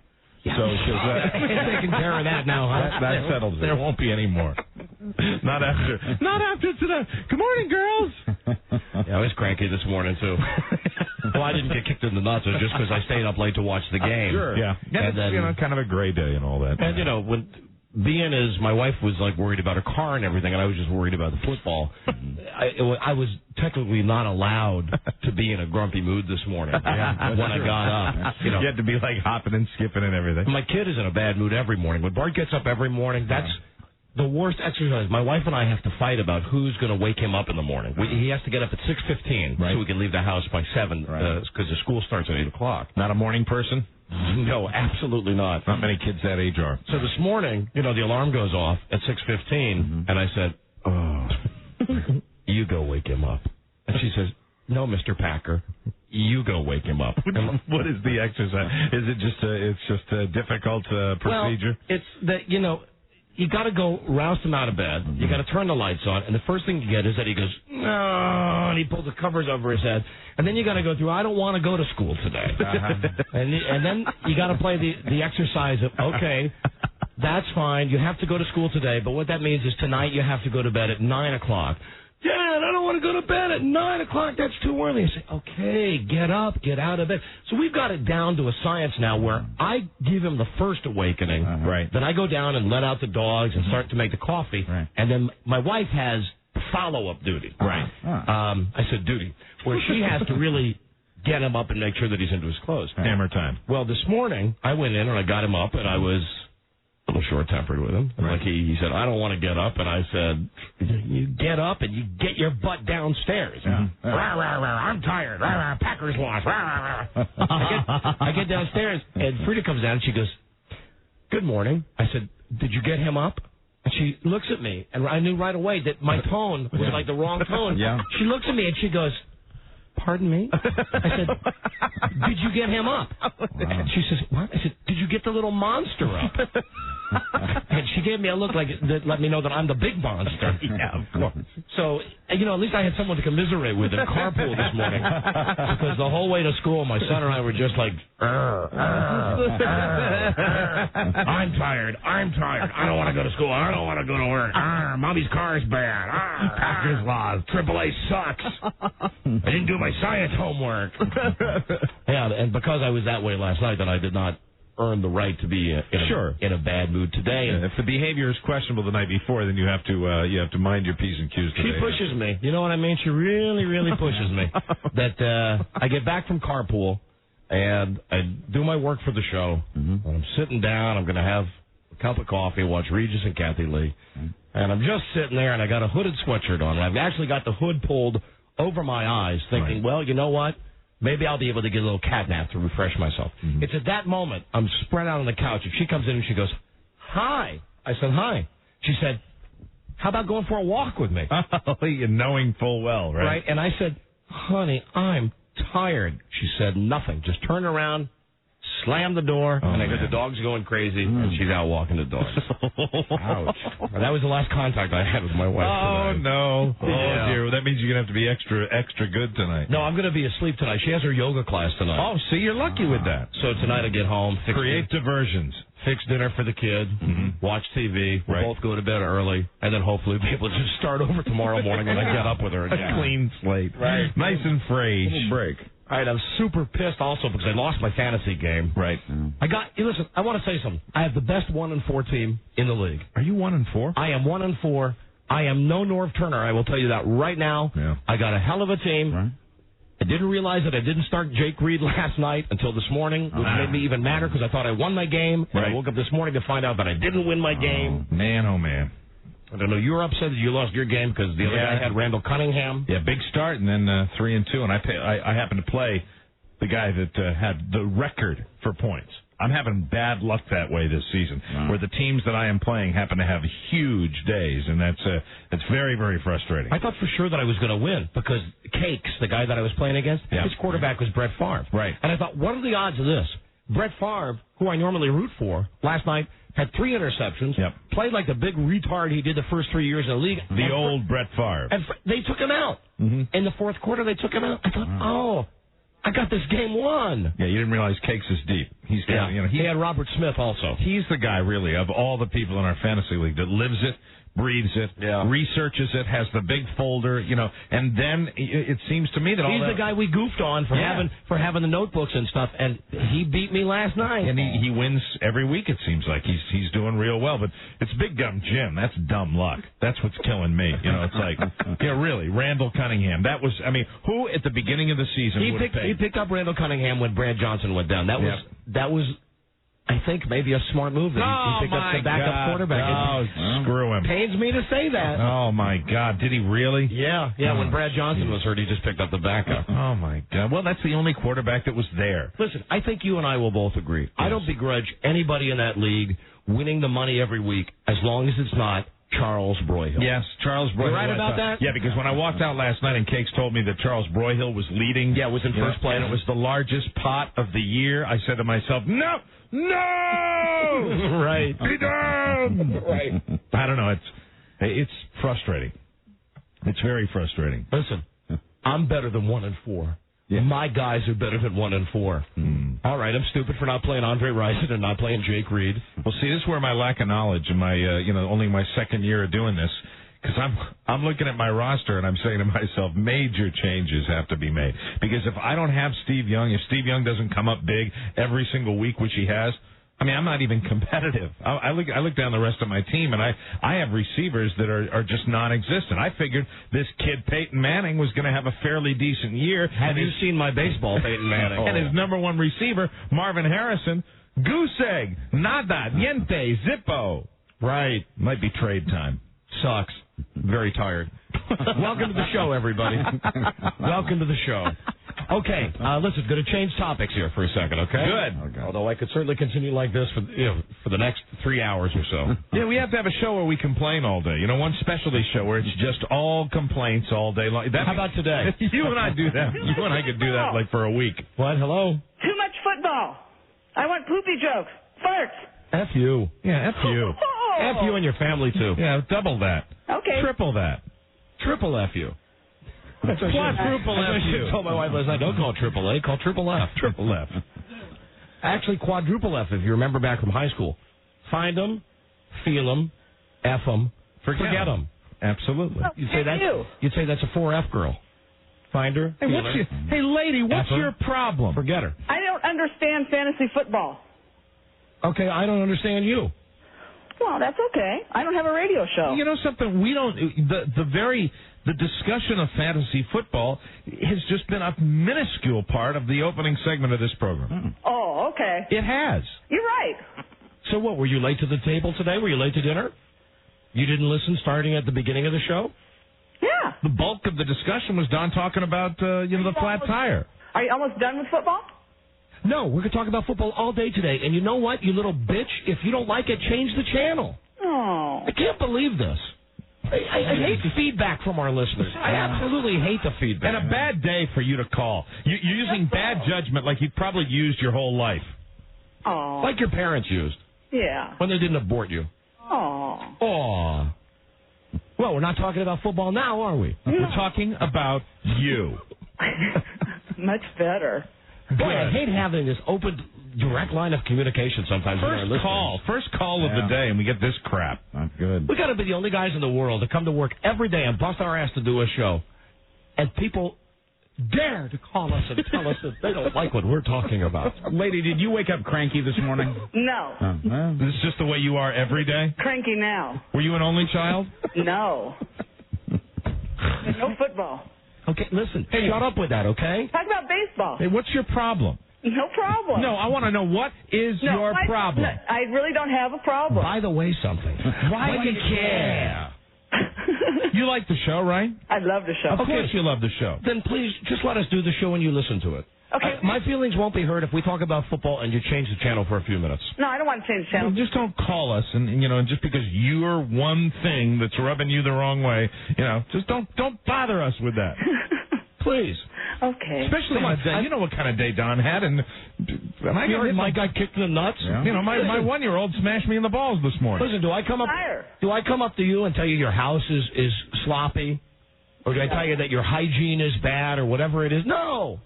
No, I keep those comments to myself. You should keep your complaints to yourself also. You're a smart man. I'm a very smart man. No, I'm not. I'm an idiot. No, you're and I'm tired. Okay? And I will talk about football as long as I want to talk about football. You picked the wrong day to call.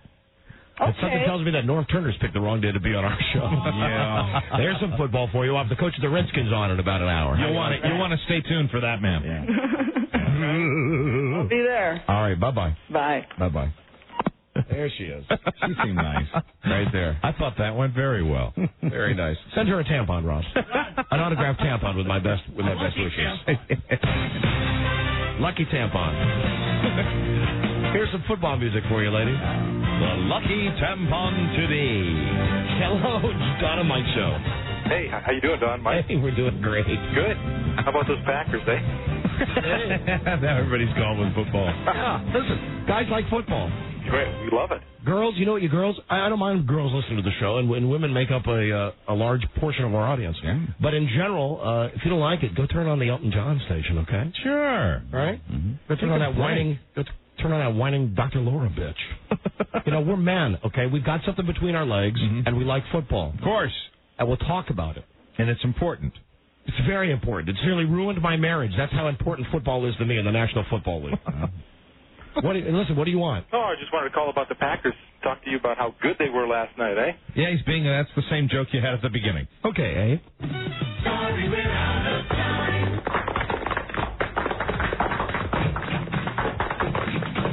So we meet again. This is Sammy Davis Jr. saying, be kind, be nice, and I hope the next performer has the pleasure of having as nice an audience as you've been tonight. And let me leave you swinging.